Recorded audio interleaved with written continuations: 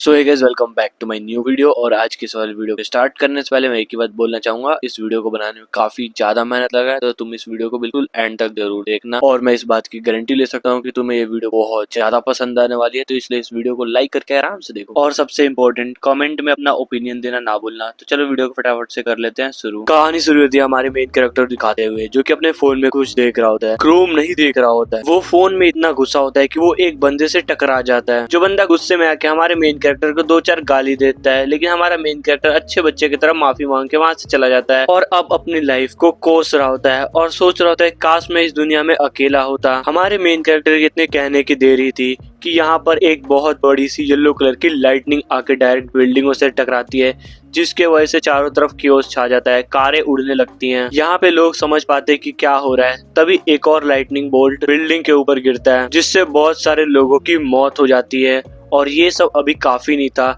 कि आसमान से बहुत सारे लाइटनिंग बोल्ट और गिरने लगते हैं। लोग अपनी जान बचाने के लिए भाग रहे हैं और उसमें हमारा मेन कैरेक्टर भी है। तभी वो एक लड़की को देखता है और उसे अपनी ओर बुलाता है, मतलब लोग मर रहे हैं और बंदे को चाहिए सेटिंग बाजी। लेकिन तभी एक एम्बुलेंस आके लड़की के ऊपर सीधा गिर जाती है और लड़की की डेथ ऑन द स्पॉट हो जाती है। मतलब एम्बुलेंस को लोगों की जान बचाते हुए देखा है, लेकिन पहली बार किसी की जान लेते हुए देखा है। और इधर हमारा हीरो रो रहा है और भागे जा रहा है और सोच रहे कहीं सपना तो नहीं। और तभी उसको सपने से जगाने के लिए उसके सामने एक बड़ा सा ट्रक आ जाता है और हीरो पहले ही एपिसोड में मर जाए उससे पहले ही हमारा हीरो किसी और वर्ल्ड के अंदर टेलीपोर्ट हो जाता है और उस जगह पे भी लाइटनिंग बोल्ट गिर रहे होते हैं। और एक्चुअली में हमारा मेन कैरेक्टर ही ये लाइटनिंग बोल्ट होता है और वो यहाँ पर सबसे पहले अपनी आंखें खोल के बोलता है, यार मैं नंगा क्यों हूँ। और वो अभी शॉक में होता है, लेकिन उसका शॉक 2x हो जाता है जब वो आसमान में देखता है। वहाँ वो क्या देखता है, वहाँ पर लायन देखते हैं जो कि उड़ रहे होते हैं और साथ में देखता है दो चंदा मामा, जिसको देखकर वो बिल्कुल शॉक में चला जाता है। और तभी उसे एक आवाज आती है, फिर वो खड़ा होके देखता है, उसे एक मिलता है सरप्राइज जाइंट बियर। पर वो जाइंट बियर हीरो को खा पाता उससे पहले ही एक भेड़ियों का झुंड आके उसके ऊपर अटैक कर देता है। फिर हमारा सीन शिफ्ट हो जाता है एक डॉक्टर के पास, जो कि बोल रहा था तुम कह रहे हो कि तुम जब आंख अपने खोले तो तुम एक ऐसे जगह पे थे जहाँ पर जाइंट बियर और काफी सारे मॉन्स्टर और दो चांद थे। और वो अपने डायरी में कुछ लिख भी रहा होता है और हीरो की स्टोरी ने डॉक्टर को सोचने में मजबूर कर दिया कि तुम ऐसी खतरनाक जगह से तो वापस कैसे आए। लेकिन हीरो कुछ भी नहीं बोलता। फिर हम एक छोटा सा फ्लैशबैक देखते हैं जिसमें जाइंट बियर को वुल्फ का ग्रुप खा रहा होता है और हमारे हीरो की ये सब देखकर फटी पड़ी है। लेकिन तभी एक छोटा सा वुल्फ हमारे मेन कैरेक्टर के पीछे आता है, जिसे देखकर हीरो की बिल्कुल फट जाती है और वो बिल्कुल जान लगा के भागता है। लेकिन तभी सिस्टम से आवाज आती है कि उसका स्टेमिना 1% से इंक्रीज हो गया है, जिसे सुनकर हीरो बिल्कुल कंफ्यूज हो जाता है और इसी कंफ्यूजन में एक पत्थर से टकरा के वो पहाड़ों से नीचे गिर जाता है। वो बच तो जाता है, लेकिन वो सोचता है ये अजीब सी आवाज कहाँ से आई थी। फिर वो इधर उधर देखता है और उसे कुछ फ्रूट्स दिखाई देते हैं, जिन्हें देखकर उसके मुंह में पानी आ जाता है। लेकिन फिर वो सोचता है क्या ये फ्रूट्स खाने में सेफ भी है या फिर नहीं। लेकिन तभी उसकी नजर कुछ चींटियों पे जाता है जो कि उस फ्रूट्स को खा रहे होते हैं। फिर वो समझ जाता है कि ये फ्रूट्स खाने लायक हैं, तो वो अपना ज्यादा दिमाग ना लगाते हुए उस फ्रूट्स को खा लेता है। तभी उसे झाड़ियों से एक अजीब सी आवाज आती है। देन एक जाइंट स्नेक हमारे मेन कैरेक्टर के ऊपर अटैक कर देता है, लेकिन वो जाइंट स्नेक हमारे मेन कैरेक्टर को खा पाता, लेकिन उससे पहले ही उस स्नेक के ऊपर एक जाइंट मेंढक अटैक कर देता है और उसे खा जाता है। ये तो फूड चेन बिल्कुल उल्टा ही हो गया, जिसे देखकर हीरो भी लाइक ये जगह सच में अजीब है। ऐसे ही करते करते कुछ टाइम गुजर जाता है और उसे इस जगह पर रहते हुए 67 दिन बीत चुके हैं और साथ ही वो भेड़ियों का झुंड अभी भी उसका पीछा कर रहा है, जिसे देखकर हमारे हीरो की फटी पड़ी है और वो सोच रहा था कि मुझे थोड़ा ध्यान देना पड़ेगा वरना ये मुझे कभी भी खत्म कर सकते हैं। और एक तरीके से देखा जाए तो भेड़ियों से ज्यादा खतरनाक चीजें इस वर्ल्ड के अंदर हैं, तो इसे जल्दी से एक सेफ जगह ढूंढनी पड़ेगी। फिर एक और टाइम स्किप आता है और अब इसे इस जगह पर रहते हुए 1 साल हो चुके हैं और हमारा हीरो केला तोड़ने का ट्राई कर रहा है, जो कि उसके साइज के डबल है और मुझे समझ नहीं आ रहा कि ये इतना बड़ा झेल कैसे पाएगा। और तभी सिस्टम से आवाज आता है उसके स्ट्रेंथ भी लेवल 1 से इंक्रीज हो गया है, जो कि देखने में ही लग रहा है कुछ ज्यादा ही मस्कुलर हो चुका है और इसके पास बाहर जाने का कोई रास्ता नहीं है, तो इस जगह पर ही ये ढलने का कोशिश करता है और साथ में ही ये भेड़ियों का झुंड इसका पीछा छोड़ने का नाम नहीं ले रहे। पर तभी उसे एक अजीब सी आवाज आती है। ऊपर देखने में पता चलता है कि ये आवाज एक किंग कॉन्ग की है, सस्ते किंग कॉन्ग की। वो हमारे हीरो पर एक तगड़ा पंच मारता है, लेकिन हमारा हीरो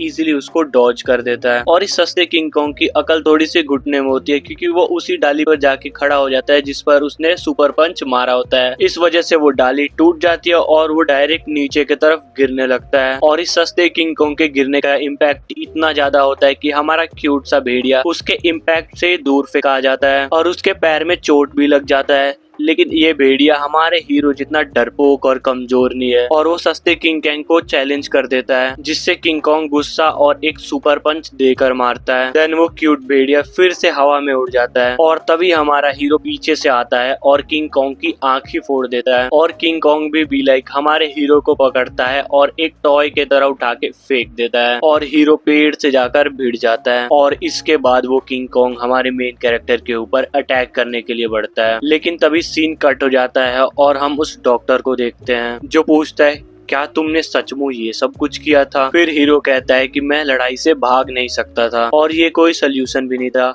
और मैं जहाँ कहीं भी जाता वहाँ का रूलर मेरी लेने के पीछे पड़ा होता। सीन वापस आता है जहाँ पर हमारा मेन कैरेक्टर घायल होता है और सस्ता किंग कॉन्ग अटैक करने के लिए बिल्कुल रेडी होता है। और जैसे अटैक करने वाला होता है वहीं पर अचानक से बहुत सारे भेड़िया आ जाते हैं बीच में और हमारे मेन कैरेक्टर की जान बचा लेते हैं और उस सस्ते किंग कॉन्ग को खा जाते हैं।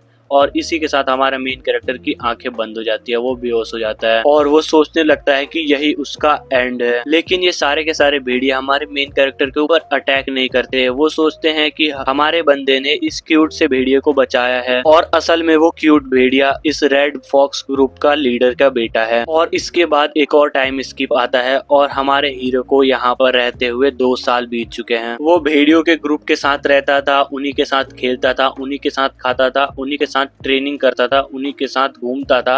और देख के ऐसा लगता है कि उन भेड़ियों ने हमारे मेन कैरेक्टर को अपने ग्रुप में शामिल कर लिया है। और ऐसे ही हमारे हीरो को इस जंगल में 31 साल हो जाते हैं और इसे ना तो इस जगह से बाहर निकलने का रास्ता पता है और ना ही यहाँ पर कोई और इंसान है। लेकिन यहाँ पे रहते हुए हमारा बंदा काफी ज्यादा स्ट्रांग हो चुका है, जो कि एक स्नेक को मार देता है और एक बॉर को इजिली अकेले ही मार देता है, वो भी एक शॉट के अंदर। और उसके बाद एक और टाइम स्किप और उसे यहाँ रहते हुए 120 साल हो चुके हैं। वो डेली सर्वाइवल के लिए हंट करता, इसी बीच उसने काफी दोस्त बनाए और कुछ को खोया भी। और हमारा हीरो अपनी सारी उम्मीद खो चुका था। तभी सीन दोबारा से डॉक्टर के ऊपर शिफ्ट होती है। डॉक्टर हमारे मेन कैरेक्टर से पूछता है, तो तुम वहाँ पर 500 साल रहे थे और भेड़ियों के राजा बने और इंसानों से 500 सालों तक बात नहीं किया, तो वापस कैसे आए? और तभी सीन शिफ्ट होता है किंग कॉन्ग और रेड वुल्फ पर, जो कि आपस में लड़ रहे होते हैं मूनलैंड पर कब्जा करने के लिए। और हमारा हीरो भी उसी फाइटिंग एरिया में है और वो एक किंग कॉन्ग के ऊपर अटैक कर रहा है, लेकिन वो तभी फिर से टेलीपोर्ट हो जाता है, वो भी अर्थ पर। फिर हमारा सीन शिफ्ट होता है और हमें दिखाया जाता है एक लड़की को जो कि 2 लोगों के साथ कहीं जा रही होती है और वो अपने फोन में देख रही होती है रेडियो वेव सिग्नल्स को। और तभी उसे कुछ अजीब सा लगता है क्योंकि डायमेंशनल एनर्जी 4 से बाहर थी। और तभी दूसरा बंदा बोलता है, जल्दी से पोर्टल कंट्रोल टीम को मैसेज भेजो। जैसे ही वो लड़की मैसेज सेंड करती है उसके सामने एक पोर्टल खुल जाता है, जिसे देखकर वो डर जाती है और यहाँ से भागना शुरू कर देती है। और एक सोल्जर की इतनी फट जाती है कि उसकी पैंट ही गीली हो जाती है, लेकिन लड़की फाइट के लिए रेडी हो जाती है और कहती है, मैं तुम्हें कुछ टाइम दूंगी, उतने में तुम यहाँ से भाग जाना। इतने में ही वो दूसरा ऑफिसर इमरजेंसी टीम को मैसेज कर देता है हेल्प के लिए। पर तभी पोर्टल से एक ह्यूमन की परछाई निकलती है, जिसको देखकर जो लड़की अभी पहले बाहुबली बन रही थी वो अब बिल्कुल भी हिल नहीं पा रही होती है। और जो बंदा पोर्टल से निकलता है वो होता है हमारा हीरो, जो कि एक डेडलिस्ट लुक के साथ बाहर आता है, लेकिन बाहर आते के साथ बेहोश। पर ऑफिसर भी लाइक एक और इंसान पोर्टल से बाहर आ गया। और इस तरफ ये लड़की सोच रही होती है, इस बंदे के आने से इतनी ज्यादा प्रेशर निकला जो मैंने आज तक बहुत ज्यादा ही खतरनाक डंजन के अंदर बॉस के अंदर से भी महसूस नहीं किया। और अब सीन आता है प्रेजेंट में, जो कि डॉक्टर बोलता है थैंक यू और कहता है तुम्हारी गवाही और मेडिकल रिपोर्ट ये सारे हंटर के साथ शेयर किया जाएगा और अब तुम काफी हेल्दी लग रहे हो, तो तुम्हें अब जल्दी ही छुट्टी मिल जाएगी। और बंदा भी डॉक्टर को थैंक यू बोलता है क्योंकि उसने 1000 सालों के बाद किसी इंसान से बात किया, इसके लिए थैंक यू तो बनता ही है। हमारे मेन कैरेक्टर से डॉक्टर भी बोलता है, तुमने हमारे साथ एक वैल्यूएबल कहानी शेयर की है तो हमें थैंक यू तुम्हें बोलना चाहिए। ये बोलकर डॉक्टर चला जाता है और सोचता है ये पेशेंट सच में इंटरेस्टिंग है और इसने जो कहानी सुनाई इससे ये एक अच्छा नोवेलिस्ट बन सकता है। मतलब समझ रहे हो, डॉक्टर को उसकी बात पर यकीन ही नहीं हुआ। फिर सीन सीधा जाता है अवेकनर ब्यूरो पर। वहाँ पर हमें दिखाया जाता है उसी लड़की को जो उस पोर्टल के पास होती है जहाँ पर हमारा मेन कैरेक्टर निकला था। और वो लड़की हमारे मेन कैरेक्टर के कार्ड को देखने के बाद बोलती है कि ये कैसे हो सकता है। फिर ये बंदा बोलता है क्या जो है सही है। फिर ये लड़की बताती है कि इसमें लिखा है कि वो बंदा एक एफ रैंकर है। तो ये बुड्ढा भी लाइक हाँ वो एक एफ रैंकर ही है, ये बहुत ज्यादा अलग ही पेशेंट है। अगर ये एक ई रैंकर होता तो इसको थोड़े बहुत एडवांटेज भी मिल जाते हैं। ये लड़की उस कार्ड को देखते हुए बोलती है ये कैसे हो सकता है कि वो एक एफ रैंकर है। अगर वो एक एफ रैंकर है तो वो एक मामूली इंसान हुआ, तो वो कैसे उस पोर्टल से बाहर आ सकता है। तो बुड्ढा बताता है हो सकता है कि वो एक लकी बंदा हो। और वो बुड्ढा इस लड़की को उसका रिपोर्ट भी दिखाता है जिसमें लिखा होता है ये एक PTSD का पेशेंट है जो रिटर्नर्स को कभी कभार हो जाता है। और साथ में उसमें ये भी लिखा होता है कि ये एक वुल्फ की तरह बिहेव कर रहा है। और उस लड़की को अभी भी बिलीव नहीं हो रहा था, तो वो पूछती है क्या ये सच में उसी बंदे का रिपोर्ट है। तो ये बुड्ढा बोलता है हो सकता है कि वो एक एफ रैंकर ना हो क्योंकि वो एक रिटर्नर है, तो हमें उसे उसी तरीके से ट्रीट करना पड़ेगा। फिर ये लड़की बोलती है मैं सारे डॉक्यूमेंट खुद जाके उसको दूंगी क्योंकि इस लड़की को खुद चेक करना होता है। फिर सीन जाता है हमारे हीरो पर जिसको अर्थ पर आए हुए पूरे 2 हफ्ते हो चुके थे। पहले वो धरती पर आने के लिए तड़प रहा था, लेकिन जब से वो धरती पर आया तब से वो अजीब सा फील कर रहा है। और कमेंट में जरूर बताना इस सीरीज को मुझे आगे बढ़ाना चाहिए या फिर नहीं। और हाँ, वीडियो को लाइक और चैनल को सब्सक्राइब करके एंजॉय करो वीडियो। तभी एक नर्स रूम में आती है और बोलती है खाना खाने का टाइम हो चुका है, जिसे देखकर हमारे हीरो के पेट में चूहे कूदते हैं। इसके बाद हमारे मेन कैरेक्टर को काफी ज्यादा इन्फॉर्मेशन मिलती है। इसको ऐसा लग रहा था कि वो 1000 सालों तक उस प्लेनेट पे रहा है, जिस वजह से यहाँ पर आएगा तो इसकी फैमिली फ्रेंड सारे के सारे मारे जा चुके होंगे। लेकिन ऐसा कुछ भी नहीं था, ये बस यहाँ पर 10 साल बीता है, वहाँ 1000 यहाँ पे 10। और यहाँ पे इसको पता चलता है कि उसकी मम्मी और पापा उसी दिन डंजन ब्रेक में मारे जा चुके थे, लेकिन इसका भाई अभी भी जिंदा है। ये पढ़ते इसका मत्था बिल्कुल फिरक जाता है। वो यहाँ से डायरेक्ट गेट खोल के बाहर भाग जाता है और सबसे बोलता है मुझे उस टकले डॉक्टर से मिलना है। वहाँ पहुँचते हीरो टकले से बोलता है कि मेरा भाई अभी भी जिंदा है और मुझे उसको ढूंढना है, तो जल्दी से मेरे रिलीज फॉर्म पे साइन करो। लेकिन टकला भी बोलता है मुझे नहीं लगता कि आप अभी सोसाइटी में जाने के लिए पूरी तरीके से रेडी हो, तो बेटर होगा कि आप जब तक वेट करो जब तक हम तुम्हारे भाई को ढूंढ ना ले। लेकिन हमारा मेन कैरेक्टर भी लाइक अबे टकले मैं तेरी कोई परमिशन लेने यहाँ पर नहीं आया। हीरो को इतने ज्यादा गुस्सा में देखकर डॉक्टर भी उसको जाने के लिए परमिशन दे देता है, लेकिन एक कंडीशन पर, जो कंडीशन अभी हमें भी नहीं बताया जाता है। फिर हमें दिखाया जाता है सारे के सारे लोग बाहर आ जाते हैं, यानी कि हमारा मेन कैरेक्टर टकला और टकले के एक असिस्टेंट। टकला हमारे मेन कैरेक्टर को गाड़ी में बैठा देता है और ड्राइवर से बोलता है ये अभी अच्छी तरीके से रिकवर नहीं हुआ, तो इसको गाड़ी थोड़ा स्लो चला के इसके डेस्टिनेशन पे पहुंचा दो। इसके बाद टकले की असिस्टेंट पूछती है वैसे डॉक्टर आपने उसकी इतनी ज्यादा मदद की, उसको कपड़े दिए, उसके हॉस्पिटल का बिल भरा और तो और उसे अपने पैसे से टैक्सी भी करवाई। इतना तो एफ रैंक हंटर को कोई हंटर एसोसिएशन भी नहीं करेगा, तो आपने उसको इतनी ज्यादा फैसिलिटीज क्यों दी। फिर टकला बताता है कि उसको हमारे हीरो से स्टोरी सुननी थी जो कि उसने अभी आधी ही सुनी है। और ये सुनकर वो नर्स शॉक हो जाती है और टकला बोलता है क्या तुम किसी को बुला सकती हो जो ये डोर फिक्स कर सके। तो नर्स बताती है मैंने पहले ही इन्फॉर्म कर दिया, कोई आता ही होगा इसको ठीक करने के लिए, लेकिन ऐसा किसने किया। फिर हमें पता चलता है इसके पीछे हमारा मेन कैरेक्टर होता है। इसका टकला अपने रूम के अंदर आके बैठता है और सोच रहा होता है कि बहुत दिनों बाद मैंने कोई ऐसा पेशेंट देखा है, ये मेरे लाइफ का दूसरा पेशेंट है जो कि इतनी ज्यादा पावर रखता है। इसके बाद यहाँ से सीन शिफ्ट होता है एक टैक्सी में जो कि ट्रैफिक में फंसी होती है। इसी टैक्सी के अंदर हमारा मेन कैरेक्टर बैठा होता है और वहां पर न्यूज चल रही होती है फोन के अंदर, जहाँ पर बताया जाता है कि एक मिस कैलकुलेशन की वजह से एक डंजन ब्रेक हो चुका है जहाँ से बहुत सारे मॉन्स्टर निकल रहे थे, लेकिन 15 मिनट के अंदर अंदर इस पूरे के पूरे सिचुएशन को कंट्रोल कर लिया गया है हंटर एसोसिएशन के द्वारा। इसके बाद हमें एक एड के द्वारा बताया जाता है super natural powerful fighting champion tournament के बारे में, जहां पर वर्ल्ड का 34 नंबर का रशियन हंटर मिखाइल की फाइट है वर्ल्ड के 48 नंबर के रैंक के हंटर ओरिजिन से, और जो इस फाइट को जीतेगा उसकी नेक्स्ट फाइट जापान के नंबर 1 हीरो से होगी। लेकिन ये सब देखकर हीरो समझ नहीं पाता कि ये हो क्या रहा है। फिर उसको डॉक्टर की एक बात याद आती है कि पहले की दुनिया और इस दुनिया में जमीन आसमान का अंतर हो गया है। इसके बाद हमारा शिफ्ट होता है एक बिल्डिंग पे, बहुत बड़ी बिल्डिंग पे, जहाँ पर हमारा मेन कैरेक्टर अपना अवेकन कार्ड दिखा रहा है और जो लड़की उसका कार्ड देख रही होती है वो बोलती है कि आपकी रिक्वेस्ट रिजेक्ट कर दी गई है।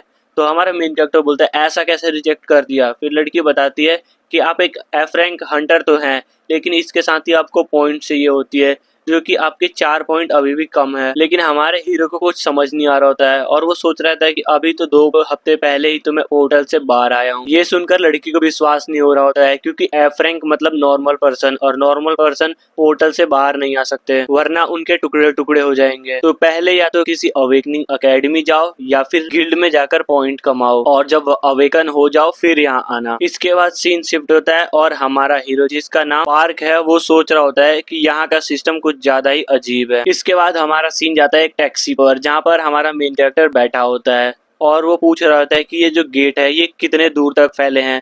टैक्सी वाला बताता है कि ये गेट पूरे वर्ल्ड में फैले हुए हैं और ये पूरे 100 गेट्स के हैं। फिर हमारा मेन कैरेक्टर भी लाइक मुझे वो ऐप चाहिए। इसके थोड़ी देर बाद वो अपनी डेस्टिनेशन पे पहुंच जाता है, जो कि है सियोन गेट एरिया 27। इसके बाद हमारा मेन कैरेक्टर बिल्डिंग की तरफ जाने लगता है, जिसपे बड़े अक्षरों में लिखा होता है 27। फिर वहां जाने पर 2 ऑफिसर्स उसको रोक लेते हैं और पूछते हैं कि तुम यहाँ पर करने क्या आए हो। तो हमारा मेन कैरेक्टर बोलता है मुझे हंटिंग करनी है।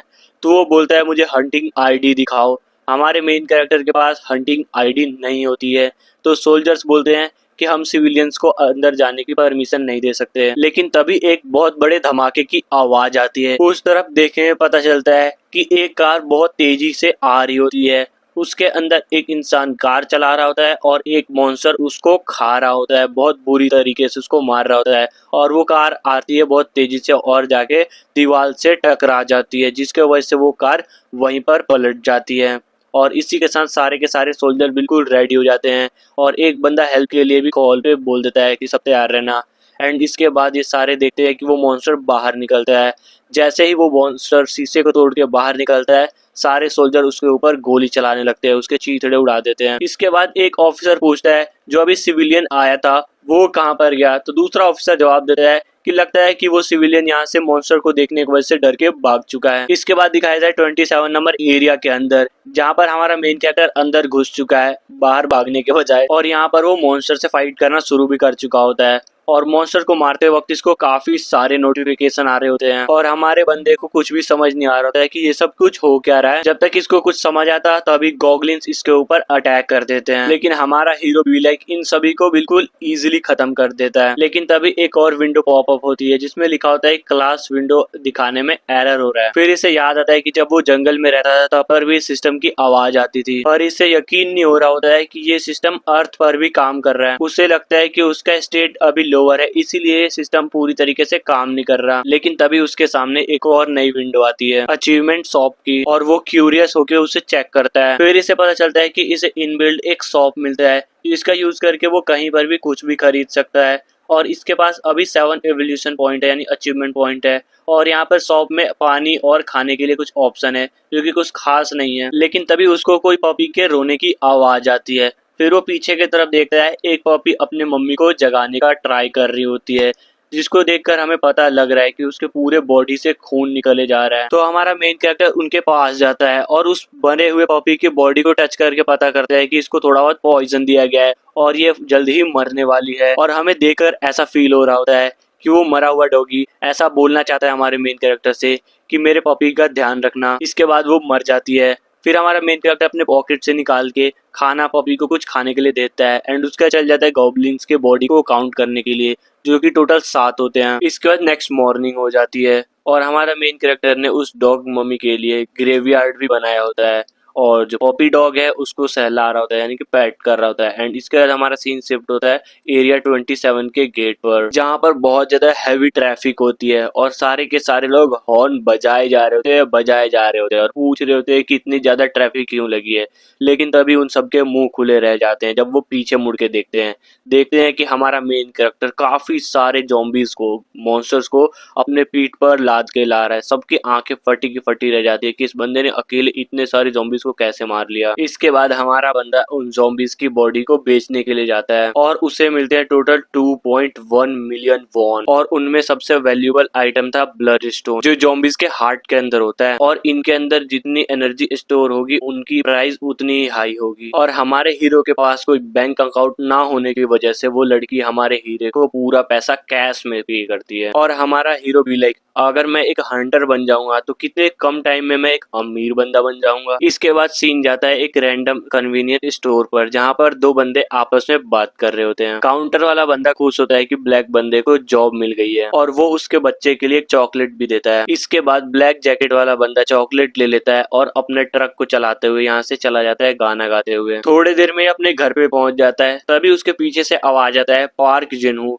फिर हमें समझ आता है ये हमारे मेन कैरेक्टर के भाई है, लेकिन उसे हमारे हीरो ने आवाज नहीं लगाई होती है। उसे कुछ लोग आके डायरेक्ट बिना किसी रीजन, बिना किसी बात के पंच मार देते हैं और उसे पकड़कर अपने साथ ले जाते हैं। और इन्हें देखकर पता लग रहा है कि ये लोन शार्क वाले बंदे हैं, जिन्हें इस बंदे से पैसा चाहिए। जिन्हों उन्हें 2.4 मिलियन वॉन देता है, जो इस महीने के प्रिंसिपल और इंटरेस्ट के हिसाब से काफी होते हैं। लेकिन ये कमीड़ा बंदा ऐसे नहीं छोड़ने वाला था। वो बोलता है 160 का तो प्रिंसिपल और 120 लेट एंट्रेंस फी वो कौन देगा, और हम जो तेरे 4 दिन से चक्कर लगा रहे हैं उसकी फीस कौन देगा। और ये सुनकर जिन्हू रोता है और बोलता है मुझे माफ कर दो, मुझे बस 3 दिन का टाइम दे दो, मैं आपके सारे पैसे दे दूंगा। लेकिन ये कमीड़ा बंदा उसे बेल्ट की जोर के दे के मारता है। लेकिन जैसे ही कुछ बोलने वाला था, तभी दूर से एक आवाज आती है जो कि जिन्हू को आवाज लगा रही होती है। और जैसे ही जिन्हू पीछे मुड़ के देखता है, उसको देखने को मिलता है हमारा हीरो यानी उसका भाई, बिल्कुल डेडली मोड के अंदर। और जिन्हू उसे देखकर समझ जाता है कि ये तो मेरा भाई सूहो है। फिर हमारा बंदा उसके पास जाता है और पूछता है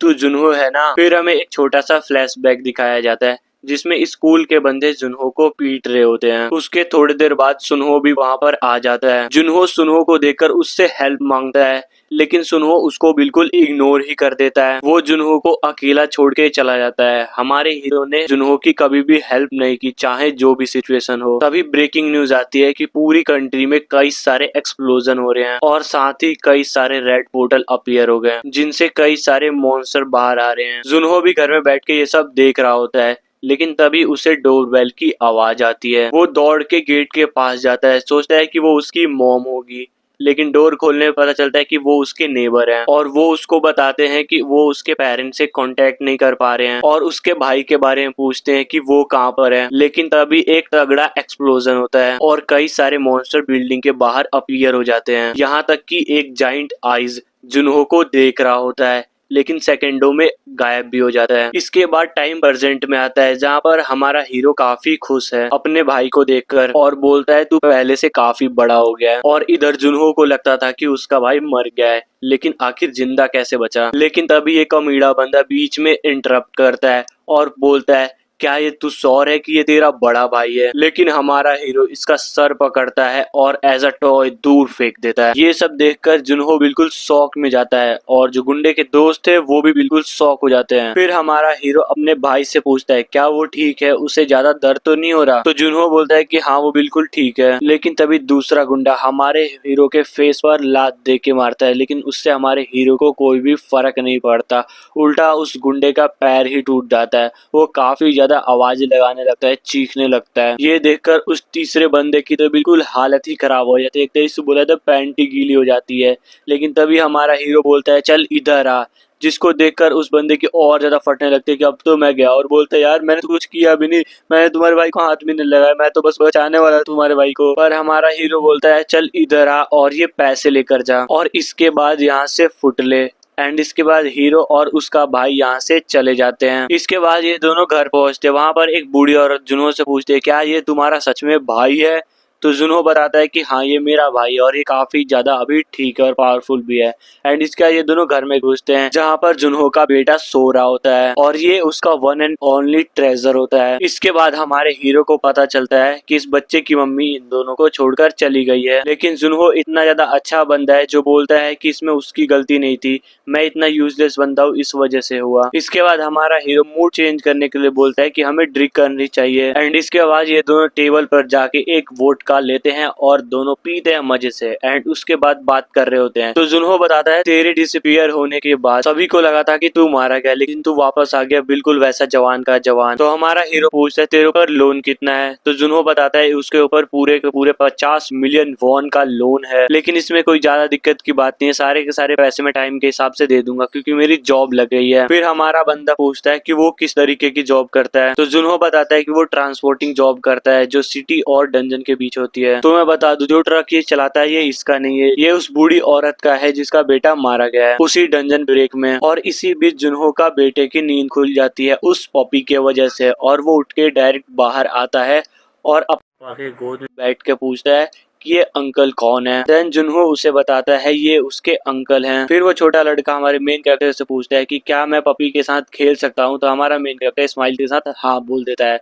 फिर वो जाके पपी के साथ खेलने लगता है, जिसे देखकर जुनहो बताता है उसे हमेशा से ही एक पपी चाहिए था। तभी हमारा हीरो बोलता है चलो साथ में काम करते हैं, लेकिन जुनहो को कुछ समझ नहीं आता कि हीरो बोल के आ रहा है। फिर हीरो बताता है कि वो सारा काम खुद करेगा, लेकिन उसे वो ट्रक चाहिए। फिर जुनहो उससे पूछता है तू उस ट्रक का क्या करेगा। तब हमारे बंदे का एक कोल्ड रिप्लाई आता है, मॉन्स्टर हंटिंग। और ये सुनकर जुनहो कम्प्लीटली शॉक हो जाता है। इसके बाद हमारा सीन शिफ्ट होता है दोबारा से ब्यूरो के पास। वहाँ पर दोबारा से लड़की उसकी आईडी देखती है और इस बार शॉक हो जाती है क्योंकि ये रजिस्टर हो गया होता है एज अ रिटर्नी। तो हमारा हीरो पूछता है क्या अब मैं क्वालिफाई हो चुका हूँ, और ये लड़की भी हमारे हीरो को कांग्रेचुलेट करती है और गिफ्ट के तौर पर एक्सफोन 50 देती है, आईफोन का महंगा वर्जन। और साथ ही ये बोलती है कि अवेकन सेंटर ऐप डाउनलोड करना मत भूलना। और साथ में बताती है कि जब तुम बहुत सारे मॉन्स्टर को मारोगे और उनके एनर्जी कलेक्ट करोगे तो तुम ई रैंक पे प्रमोट कर दिए जाओगे, और इसके साथ तुम्हें बहुत सारे बेनिफिट मिलेंगे जिनमें से एक है पेंशन का। तो लड़की उससे पूछती है क्या आपको स्टेट विंडो ओपन करने आता है क्या, क्योंकि रिसेंट टेक्निकल इश्यू की वजह से इंटरफेस चेंज हो गए हैं। और उसी मोमेंट हमारे बंदे के सामने सिस्टम स्क्रीन आ जाती है और सारे स्टेट दिखते हैं उसमें। और ये सब देखकर हमारा बंदा सोच रहा होता है कि उसका स्टेट इतना लो क्यों है। फिर हमारा सीन शिफ्ट हो जाता है हमारे हीरो के भाई पर, जो कि काफी ज्यादा खुश होता है उसके बड़े भाई के फोन लेने पर, और ऑफिशियली हंटर के लिस्ट में ज्वाइन होने पर उसे कॉन्ग्रेचुलेट करता है और आगे बोलता है अब तो तुम्हें बस हंटर एग्जाम पास करना है। और हमारा बंदा भी लाइक टेस्ट से पहले मुझे तेरा कर्ज चुकाना है। तो जुनहो बोलता है अभी भी तू एफ रैंकर है, मुझे तो नहीं लगता है तू इतना ज्यादा कैपेबल है कि तू मॉन्स्टर हंट करे। लेकिन हमारा बंदा उसकी बात सुने बिना ही कॉल को कट कर देता है। तो जुनहो सोचता है यार ये सच में मेरा ही भाई है। इसके बाद हमारा बंदा मॉन्स्टर बाउंटी चेक करता है तो देखता है कि एक गेट तो क्लोज हो गया है। फिर सीन जाता है एरिया 77 पर, जहाँ पर सभी गाड़ियों को चेक करके भेजा जा रहा है। फिर हम एक गाड़ी को देखते हैं जहाँ पर काफी सारे लोग बैठे हैं और वो सारे के सारे नर्वस लग रहे हैं। तभी जो गाड़ी चला रहा होता है वो बंदा बोलता है अरे यार चिल करो यार, हम सब अवेकनर हैं। फिर वो उन्हें याद दिलाता है कि अगर हमें सीला ग्रुप का ऑफिशियल मेंबर बनना है तो हमें डंजन टेस्ट पास करना ही होगा। इसकी बातें सुनकर सारे बंदे मोटिवेट हो जाते हैं, लेकिन ये बंदा काफी ज्यादा इरिटेट हो जाता है और कहता है ये सभी के सभी लूजर हैं। और वो साफ बोलता है तुम ये सब पैसों के लिए कर रहे हो और तुम बिना कनेक्शन के यहाँ तक नहीं पहुँच पाते। और फिर ये बंदा बोलता है इस बार हमें न्यू रिक्रूटमेंट में कोई टैलेंटेड बंदा नहीं मिला। तभी हमारा सीन जाता है हमारे हीरो पर, जो कि यहाँ पर आ चुका है। और तभी उससे एक सोल्जर बोलता है अपना रिटर्निंग कार्ड यहाँ पर डालो। और जैसे ही वो अपना आईडी कार्ड उस मशीन में डालता है तो वैसे ही सोल्जर को उसकी सारी डिटेल मिल जाती है और जाते वक्त उसे वार्न करता है कि तुम्हारे लिए फीड लिमिटेड है तो कभी भी डंजन के अंदर एंटर मत करना। और हमारा बंदा जाने लगता है। तभी पीछे से कार में बंदे सोच रहे थे ये कौन है जो बिना वेपन और टूल के ऐसे ही अंदर जा रहा है, ये पागल वागल तो नहीं है। तभी वो अपने पास बैठे बंदे से बोलता है इसका पीछा करो। लेकिन जैसे ये फील्ड के अंदर पहुंचते हैं हमारा हीरो इनके आंखों के सामने से गायब। इन्हें समझ नहीं आ रहा होता है कि वो ये अचानक से यहाँ से कैसे चला गया, लेकिन ये बंदा समझ जाता है कि हमारे हीरो में कुछ ना कुछ स्पेशल बात है। उन्हें हमारा बंदा इसलिए नहीं दिखा क्योंकि हमारा बंदा बहुत तेज स्पीड में आगे निकल गया था और वो आगे जाके थक जाता है। फिर बोलता है ये है मेरी बॉडी की स्टेट, मैं कितना कमजोर हूँ भाई। इसलिए वो सोचता है कि अब वो फिर से ट्रेनिंग स्टार्ट करेगा। पर तभी उसे एक आवाज आती है जो कि एकदम शॉर्ट फाइट जैसी होती है। लेकिन वो जैसे ही वहाँ पहुँचता है तो वो देखता है कि कुछ हंटर को कुछ बुरे लोगों ने घेर कर रखा हुआ है और हमारा बंदा समझ जाता है कि उन हंटर ने हार मान ली है और वो लड़ने के बारे में बिल्कुल नहीं सोच रहे। पर तभी एक आदमी कार से बाहर आता है और पूछता है कि इतना टाइम क्यों लग रहा है इन लोगों को संभालने में, देखने में मुझे शायद ये इस बुरी गैंग का बॉस लग रहा है। और वो काफी गुस्से में और बोलता है यार बस 3 लोग ही तो इन्हें जल्दी निपटाओ। तभी एक हंटर उस बॉस को देखता है और समझ जाता है कि ये घूसी चोई है जिस पर बाउंटी है वो भी 4000 की। हीरो तो ये सब सुन के जा ही रहा होता है, लेकिन जैसे ही वो सुनता है 4000 वो वहीं पे रुक जाता है और इधर सारे हंटर उसको पहचान जाते हैं कि ये घूसी चोई है जो कि सीरेक वेंटर है। तभी उस बुरी गैंग का एक बंदा बोलता है कि तुमने हमारे बॉस का नाम कैसे लिया, अब तुम सब मारे जाओगे। और बॉस भी कंफर्म करता है कि हाँ मैं वही बंदा हूँ जिसके सर पे 4K बाउंटी है, अगर चाहिए तो आ जाओ। लेकिन उन सारे के सारे बंदों की तो हालत पहले से खराब है, फटी पड़ी है। वो बोलते हैं कि अगर तुम हमें जाने दोगे तो हम तुम्हें सब कुछ दे देंगे अपना। तो बॉस बोलता है अगर तुम सब कुछ दे ही दोगे तो मजा कैसे आएगा, और वो सीधा उन पर अटैक कर देता है। और तभी बीच में आ जाता है हमारा मेन कैरेक्टर शीशा तोड़ते हुए, और डायरेक्ट एक हीरो वाली एंट्री लेता है जिससे फ्लोर भी टूट जाती है। और उसको देखकर सारे के सारे बंदे बिल्कुल शॉक हो जाते हैं कि हैं ये है कौन। और बॉस भी सोच रहा था कि हैं ये कौन है जो मरना चाहता है और फाइट के बीच में आया है। लेकिन दूसरी तरफ हमारे बंदे के मन में तो बस $4000 की ख्वाब चल रहे हैं। और जो बॉस के दोस्त होते हैं, गुंडे होते हैं, वो बोलते हैं अरे भाई अगर तू जिंदा रहना चाहता है तो यहाँ से भाग जा। और इधर बॉस बहुत जोर से हंसता है और बोलता है तू तो मुझे किसी रिटर्नी डिपार्टमेंट का भी नहीं लग रहा, तो अपने काम से काम रख। और इसी के साथ हमारे बंदे की बॉडी में एक तगड़ी सेंसेशन होती है और वो बिल्कुल जम जाता है और वो मूव भी नहीं कर पाता। और बॉस कहता है कि तू मेरी आंखों में 5 सेकंड से ज्यादा नहीं देख सकता, और अगर देखा तो तू मूव भी नहीं कर पाएगा। और इसी के साथ वो अपने गुंडे लोगों से बोलता है कि जल्दी इसे खत्म करो। और जैसे ही वो जा रहे होते हुए हमारे हीरो पे अटैक करने के लिए, लेकिन तभी हमारा हीरो बॉस के मुंह पर एक दे के पंच मारता है और उधर सारे बंदे और बॉस सोच रहा होता है कि इस पर मेरा मैजिक काम क्यों नहीं किया और ये हिला कैसे। तो हमारा हीरो बोलता है तू इसे इसे मैजिक बोलता है। एंड उसके बाद वो अपनी पावर एक्टिवेट करता है और एक घूसे को बनाते हुए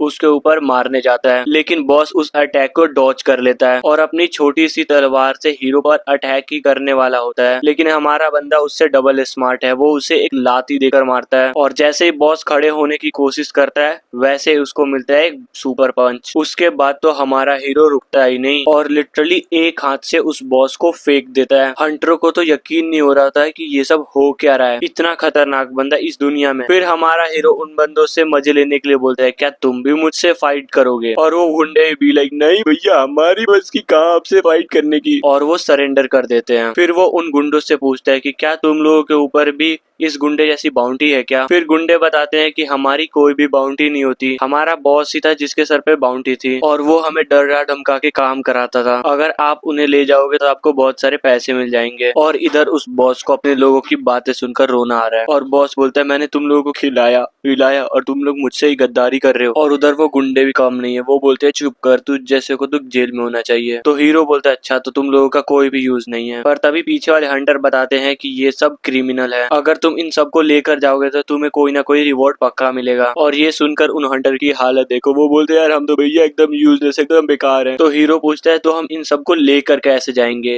तो हंटर बताते हैं हमारे पास कार है। फिर उन गुंडे लोगों को मार मार कर कार की डिग्गी में फिट कर देता है। उसके बाद एक हंटर हीरो को थैंक यू बोलता है और बोलता है कि मुझे समझ नहीं आ रहा कि हम आपका एहसान कैसे उतारेंगे। बाकी हंटर भी बोलते हैं कि तुमने हमारी जान बचाई है, तुम हमारे लिए एक तरीके से भगवान हो। लेकिन उनकी बातें सुनकर हमारा बंदा थोड़ा इरिटेट हो जाता है। एक हंटर से वो उसकी स्किल पूछता है तो वो हमारे हीरो से बताता है उसके पास स्वॉर्डमैनशिप, ट्रैकिंग और हंटिंग की स्किल है। और ये सुनकर हमारा बंदा शॉक कि तेरे पास 3 स्किल है। फिर हंटर बताता है कि मेरी अवेकनिंग स्वॉर्डमैनशिप से हुई थी, लेकिन मैंने स्किल बुक के मदद से ट्रैकिंग और हंटिंग सीख ली। तब हीरो को समझ आता है कि स्किल बुक से भी मैजिक सीख सकते हैं। तो वो सोचता है कि मुझे भी किसी तरीके की कॉम्बैट स्किल सीखनी चाहिए। पर तभी थोड़ी देर बाद उनके एरिया के आसपास एक पोर्टल ओपन हो जाता है। तो हंटर उसे बताता है ये सबसे लोअर लेवल की डंजन है, ई लेवल की, और पहले हम यही जाने वाले थे। तो हमारा हीरो क्यूरियस होके बोलता है अगर मेरे पे हंटिंग लाइसेंस होता तो मैं जरूर जाके एक बार चेक करता। इसकी बात सुनकर हंटर टेंशन में आ जाता है कि अभी तक तुम्हारे पास हंटिंग लाइसेंस नहीं है। फिर हमें एक छोटा सा कॉन्टेस्ट मिलता है कि जब भी एक पोर्टल ओपन होती है तो सबसे पहले उसे मिलिट्री हैंडल करती है। फिर जो हंटर को मॉन्स्टर मिलते हैं वो बस उसके स्कार होते हैं। और जो एक्सपीरियंस तुम्हें इन लो लेवल फील्ड में मिलता है जहाँ लेवल 1 के डंजन ओपन होते हैं वो केवल ई रैंक तक का होता है। और अगर तुम्हें सच में पावर गेन करनी है तो तुम्हें लेवल 2 डंजन में ही जाना चाहिए। लेकिन इन सब के बावजूद भी हंटर को ये समझ में नहीं आ रहा कि इस बंदे के पास लेवल 1 डंजन का एक्सपीरियंस भी नहीं है, तो इसने एक सी रैंक के बंदे को कैसे कैसे हरा दिया। तो वो क्यूरियस होके हमारे बंदे से उसकी रैंक पूछता है और जैसे ही हीरो एफ बोलता है वो बंदा बिल्कुल शॉक हो जाता है और अपने गाड़ी का कंट्रोल खोने लगता है। तभी हमारा बंदा उससे एक फेवर मांगता है। इसके बाद सीन शिफ्ट होता है हमारा डंजन के पास, जहाँ से ये सीला ग्रुप का बंदा बाहर निकलता है और इसकी पूरी टीम बाहर निकलती है जो कि काफी ज्यादा इंजर्ड होती है और यहाँ तक कि एक बंदे का हाथ भी टूट जाता है। और तभी इनका कैप्टन गुस्सा होके बोलता है कि आजकल किसी को भी हंटिंग लाइसेंस मिल जाता है क्या, और कहता है मैं सबसे पहले उस इंटरव्यूअर को बाहर निकालूंगा जो इन जैसे लूजर को रिक्रूट करता है। उसका दूसरा बंदा उसको रिलैक्स होने को बोलता है और बोलता है न्यूबीज पर गुस्सा करना कोई फायदा नहीं है, और बोलता है आपको तो पता है कि गिल्ड की क्या हालत है। ये सब सुन के कैप्टन पूरी तरीके से फ्रस्ट्रेटेड हो जाता है और कैप्टन सोचता है कि ये लोग जिनके माँ बाप बहुत अमीर होते हैं वो आसानी से इधर घुस जाते हैं और अवेकनर बन जाते हैं। उसके बाद उनके पेरेंट्स हंटर हायर कर लेते हैं ताकि वो डेंजर क्लियर कर सकें और फिर वो रेडी हो जाते हैं गिल्ड ज्वाइन करने के लिए और मिशन पर निकल जाते हैं और पूरा बोझ उठाना पड़ता है हम जैसे लोगों को। तब ये बंदा बोलता है कि सर आपका मूड ठंडा करने के लिए मेरे पास एक आइडिया है, चलो साथ में ड्रिंक करते हैं। तभी कैप्टन नोटिस करता है कि जब ये लेवल 1 की डंजन गायब होने वाली है तो ये इतनी ज्यादा हलचल क्यों हो रही है, क्या कुछ हुआ है यहाँ पर। वो जैसे ही एक सोल्जर से पूछता है तो वो इसे बताता है यहाँ पर काफी बड़ा सीन हो गया है। किसी बंदे ने 10 लुटेरे को डिलीवर किया है और उनमें से एक बंदा सी लेवल का था जिसका नाम आपने पक्का सुना होगा। कैप्टन जैसे उसका नाम सुनता है तो वो पूछता है कि क्या यहाँ पर कोई आज हाई रैंक का बंदा विजिट करने वाला था क्या। नहीं सर कोई नहीं, बस एक एफ रैंक का बंदा था जिसके पास हंटिंग लाइसेंस भी नहीं था। वो कैप्टन टोटली डिसबिलीव में होता है कि ये सब कैसे हो गया। सोल्जर बताता है कि मुझे ज्यादा तो नहीं पता लेकिन इतना है कि वो बंदा डायरेक्ट जाके इन लुटेरों की पिटाई कर दी। और ये सुनकर कैप्टन और भी शॉक हो जाता है और सोचता है कि कहीं ये वही बंदा तो नहीं जो मैंने टनल में देखा था। वो तुरंत पूछता है वो एफ रैंकर कहाँ गया। तो वो सोल्जर बताता है कि सर मैंने उसे डंजन की ओर जाते हुए देखा था। और ये सुनकर कैप्टन इमीडिएटली पोर्टल की तरफ भागता है और कहता है कि मुझे अपनी आंखों से देखना है कि ये सब कुछ सच है या फिर नहीं। फिर वो एक ऑफिसर से पूछता है कि क्या आप मुझे बता सकते हो जिस बंदे ने इन लुटेरों को पकड़ा था वो किस गेट से डंजन के अंदर गया है। इसी बीच हमारा हीरो उस हंटर के साथ पोर्टल में एंटर करता है और बोलता है कि इस बार तो मुझे बिल्कुल भी दर्द नहीं हुआ और मेरे कपड़े भी ठीक हैं। फिर वो हंटर बताता है कि जो आइटम डायमेंशनल एनर्जी के बिना होते हैं वो पोर्टल में नहीं आ पाते और जैसा कि तुमने अभी देखा ये कपड़े इजीली पास हो गए क्योंकि ये पोर्टल के अंदर के मटेरियल से बने हैं। फिर हमारा बंदा जैसे ही साइड में देखता है तो थोड़ा सा कंफ्यूज होकर पूछता है कि ये क्या है। तब हंटर बताता है कि इसे डोर बोलते हैं। जिस पोर्टल से अभी हम आए हैं ना वो उन कई डोरों में से एक है जो पूरे 38 डंजन का एक्सेस देता है और हम इस डोर से डंजन 24 में आए हैं। और तभी अचानक से वो डोर गायब हो जाता है जिससे हमारा हीरो पूछता है कि अब ये डोर कहाँ गया। तो वो हंटर बताता है कि अब ये डोर तभी वापस आएगा जब हम ये डंजन कंप्लीट कर देंगे। और हमारा बंदा बी लाइक तो सभी मॉन्स्टर को मारना पड़ेगा, लेकिन तभी हंटर बोलता है नहीं, अगर हम बॉस मॉन्स्टर को भी मार देंगे तो हमारा काम हो जाएगा। फिर हमारा हीरो थोड़ा स्ट्रेच करता है और बोलता है चलो फिर तो ठीक है, इसमें ज्यादा टाइम नहीं लगेगा और एकदम तेज स्पीड में निकल जाता है। और ये देखकर हंटर बिल्कुल शॉक और सोच रहा था कि ये है कौन। उसके हिसाब से इतनी पावर के साथ हमारा बंदा रिकॉर्ड टाइम के अंदर ही लेवल 1 डंजन को क्लियर कर सकता है। लेकिन तभी उसे रियलाइज होता है कि हमारे हीरो के पास तो ट्रैकिंग एबिलिटी है ही नहीं और अगर वो टाइम लिमिट से पहले एग्जिट डोर के पास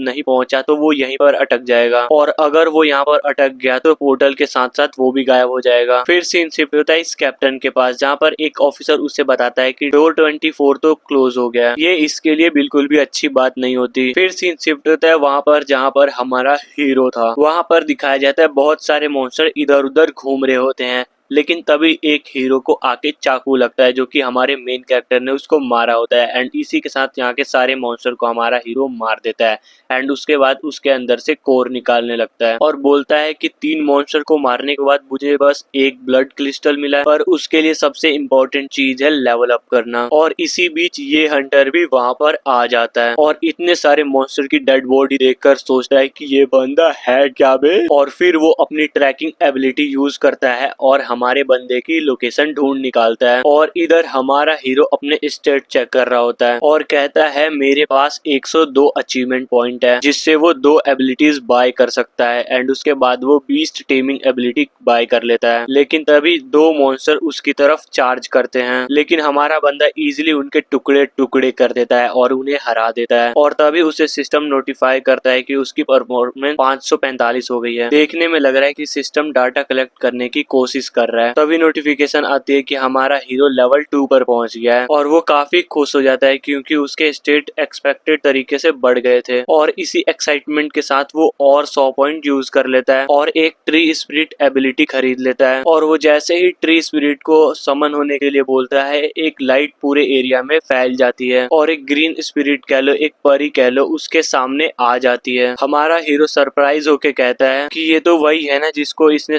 जंगल में सबसे पहली बार देखा था और तब तो उसे लगा था कि ये एक फायर फ्लाई होगी। फिर हमारा हीरो उस स्पिरिट को ऑर्डर देता है कि जाओ मिसिंग गॉगलिन्स को ढूंढो। उसके बाद वो ट्री स्पिरिट हमारे हीरो के ऑर्डर पे वहां से निकल जाती है और मॉन्स्टर्स को ढूंढने लगती है। फिर हमारे हीरो को पता चलता है कि वो ट्री स्पिरिट जंगल के पेड़ों से मेमोरी कलेक्ट करके हमारे हीरो के माइंड में डाल रही है पर अभी भी ये प्रोसेस काफी स्लो है, शायद उसका लेवल अभी कम है इसलिए। तभी वो अपना स्टेटस विंडो और एबिलिटी एनालाइज करता है और तब उसे पता चलता है कि अब उसके पास 2 एबिलिटी है, एक सर्चिंग की तो दूसरी ट्रैकिंग की और वो खुशी से दोनों एबिलिटी ले लेता है और वो तुरंत अपना हाथ जमीन पे रखता है और सर्चिंग एबिलिटी एक्टिवेट कर देता है और उसे जो इन्फॉर्मेशन मिलती है वो होती है मरे हुए गॉगलिन्स की जो कि उसी ने मारे होते हैं। पर तभी उसे एक अजीब सी प्रेजेंस फील होती है और वो समझ जाता है कि ये कोई गॉगलिन्स तो नहीं है। वो जैसे ही वहां भाग कर जाके देखता है तो क्या देखता है कि एक गॉगलिन उसके हंटर दोस्त को मारने वाला है। तो वो उस हंटर से बोलता है कि तुम यहाँ पर क्या कर रहे हो जब मैंने तुम्हें बोला था कि सारे गॉगलिन्स मैं मारूंगा। और वो हंटर भी लाइक भाई मैं हंट नहीं कर रहा, यहाँ मैं खुद हंट होने वाला हूँ, तो सिर्फ खड़ा मत रह मेरी हेल्प भी कर। फिर हमारा हीरो उस गॉगलिन बस पर जंप कर देता है लेकिन वो इजिली बच जाता है। लेकिन जैसे ही गॉगलिन बस थोड़ा सा स्टेबल होने का कोशिश करता है लेकिन तभी हमारा हीरो वहां पर आके उसके छाती में चाकू घोंप देता है। तभी सिस्टम नोटिफाई करता है कि उसका लेवल अप हो गया है और साथ ही उसको 120 अचीवमेंट पॉइंट मिल जाते हैं। और ये हंटर जो हमारे हीरो को देख रहा होता है वो टोटली अमेज हो जाता है उसकी एबिलिटी देखकर। उसके कुछ देर बाद दोनों पोर्टल से बाहर आ जाते हैं और ये पहले वाला मिलिट्री ग्रुप उनको देख रहा होता है और तभी एक मिलिट्री बंदा बोलता है कि यही वही बंदा है ना जिसने उस बाउंटी वाले को पकड़ा था और बोलता है कि कैप्टन खांग ने बोला था कि ये बंदा अगर वापस आ जाए तो मुझे कांटेक्ट करना। लेकिन जैसे ही दूसरा बंदा इनके डंजन क्लियर का टाइम देखता है वो बिल्कुल शॉक हो जाता है। उसे बिल्कुल भी यकीन नहीं हो रहा था कि इन दोनों ने इतने कम टाइम में डंजन क्लियर कर दिया। और इसी बीच ये हंटर लड़का बोलता है कि मुझे अब अपनी टीम के पास वापस जाना है, मैं आपसे बाद में कांटेक्ट जरूर करूंगा। और हमारा पार्क भी कहता है ठीक है मैं सारे कपड़े वेयर हाउस में छोड़ जाऊंगा। फिर हमारा सीन शिफ्ट हो जाता है और अब हमारा बंदा एक अलग जगह पर होता है और वो जैसे ही गेट खोल के अंदर जाता है तो उससे मिलता है ये कैप्टन और वो पूछता है तुम्हारा नाम ही सुहो है और सुहो भी लाइक तू है कौन। फिर वो कैप्टन अपना इंट्रोडक्शन देता है कि मैं खांग हूँ 27 कॉम्बैट टीम का कैप्टन सीला ग्रुप से, क्या मुझे तुम्हारे कुछ मिनट उधार मिल सकते हैं। बाद में वो दोनों किसी रेस्टोरेंट में बैठकर बात कर रहे होते हैं। कैप्टन हमारे हीरो को इनवाइट करता है कि वो उसका ग्रुप ज्वाइन कर ले, हम तुम्हें ग्रो करने के लिए एक परफेक्ट इन्वायरमेंट देंगे। लेकिन हमारा हीरो भी लाइक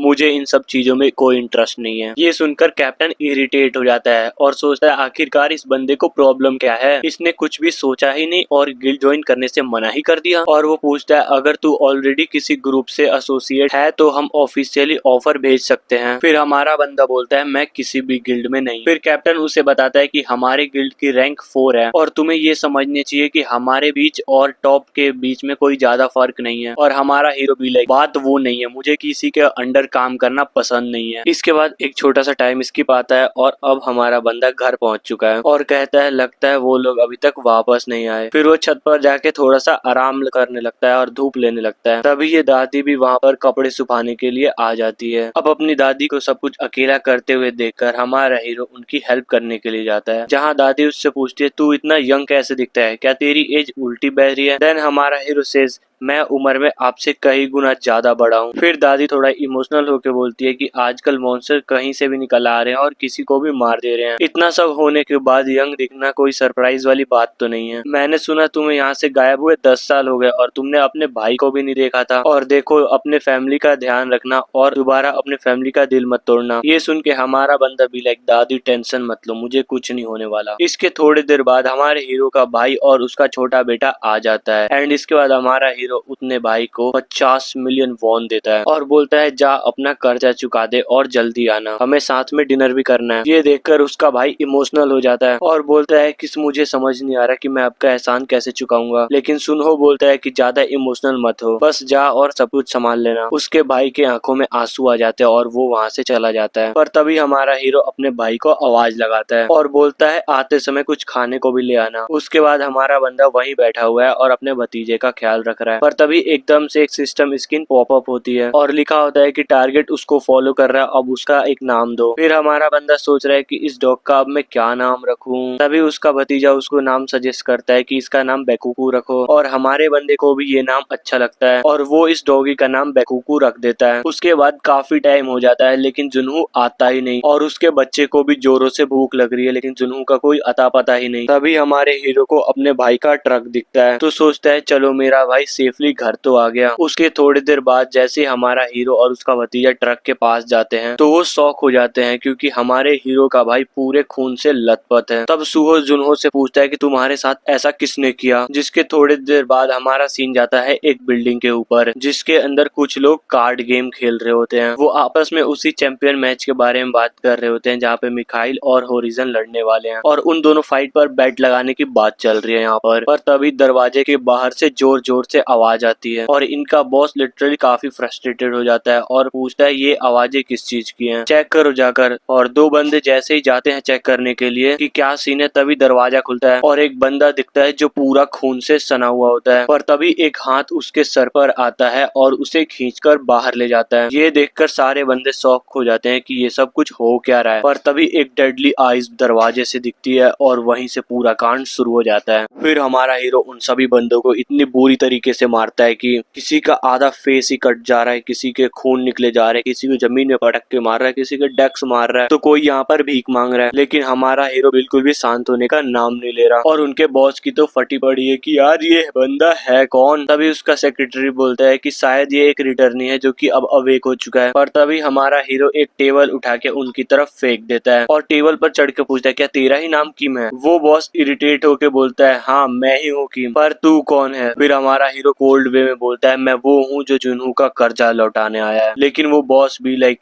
तू अपने आप को समझता क्या है, किसी भी ऑफिस में चढ़ेगा वहाँ के इनोसेंट लोगों को मारेगा तो तेरे साथ कुछ नहीं होगा क्या, तू भी नहीं बचेगा। पर तभी हमारा हीरो उसके मुंह पर एक जोरदार थप्पड़ जड़ देता है और कहता है कि इसमें उसका क्या कसूर था, मेरा भाई बस अपना कर्जा चुकाने के लिए आया था तो तुमने उसके साथ ऐसा क्यों किया। तुम्हें बस पैसों से मतलब था तो पैसे लेके निकलते ना, तो तुमने अपनी लाइन क्रॉस क्यों की। और इस बीच हमारा हीरो उसको थप्पड़ पे थप्पड़ मार ही जा रहा होता है। वो बंदा हमारे हीरो से भीख मांगते बोलता है भाई मुझे छोड़ दे, मुझसे गलती हो गई। तभी हमारा हीरो कोल्ड स्टाइल में बोलता है कर्जा सेटल कर वरना यहीं चाटे मार मार के जिंदा मार दूंगा। और वो बंदा रोते हुए बोलता है मैं अभी के अभी सब कुछ सेटल करता हूँ। इसके बाद ये पूरा गैंग हमारे हीरो के सामने घुटनों पर बैठा है और सबके सब बोल रहे थे कि आज से जुनू का सारा कर्जा सेटल हो चुका है और अब वो कम्प्लीटली कर्जे से फ्री है। और फिर हमारा हीरो उनको वार्निंग देता है कि अब तुम मुझे दिखे तो तुम लोग अपनी कब्र खोद लेना। इसके बाद सारे गुंडे घुटनों पर बैठ के हाँ में हाँ मिलाते हैं और बोलते हैं कि भाई हम सब समझ गए। इसके बाद हमारा बंदा यहाँ से चला जाता है। उसके जाते ही ये बॉस अपनी औकात दिखा देता है और कहता है कि मेरे पास भी कई सारे कनेक्शन है तो अब सबके सब तुम मरोगे। इसके बाद सीन जाता है इस कैप्टन के पास जो कि अपने दोस्त से बोल रहा होता है कि मुझे एक नया टैलेंट मिल चुका है। उसे हमारे हीरो की सारी डिटेल देखने को बोलता है और वो जैसे ही हमारे हीरो की सारी डिटेल देखता है तो वो थोड़ा हैरान हो जाता है और कहता है कि ये तो एक एफ रैंकर है और इसने आज ही रजिस्टर कराया है। तो कैप्टन बोलता है हाँ मैं इसलिए तो बोल रहा था और ये बंदा सच में इंटरेस्टिंग है, इसकी प्रोफाइल को हमें डीप में चेक करना चाहिए। वो दूसरा बंदा जैसे उसकी प्रोफाइल चेक करने जाता है सिस्टम पॉपअप आ जाता है एक्सेस डिनाय। ये दोनों शॉक में आ जाते हैं कि ये बंदा है कौन जिसका प्रोफाइल कॉन्फिडेंशियल रखा गया है। लेकिन फिर भी ये बंदा किसी न किसी तरीके से करके सिक्योरिटी बाईपास करके उसका इन्फॉर्मेशन निकाल ही लेता है। और उनको एक बात समझ नहीं आ रही होती है कि इसकी प्रोफाइल को इतना सीक्रेटली क्यों रखा गया है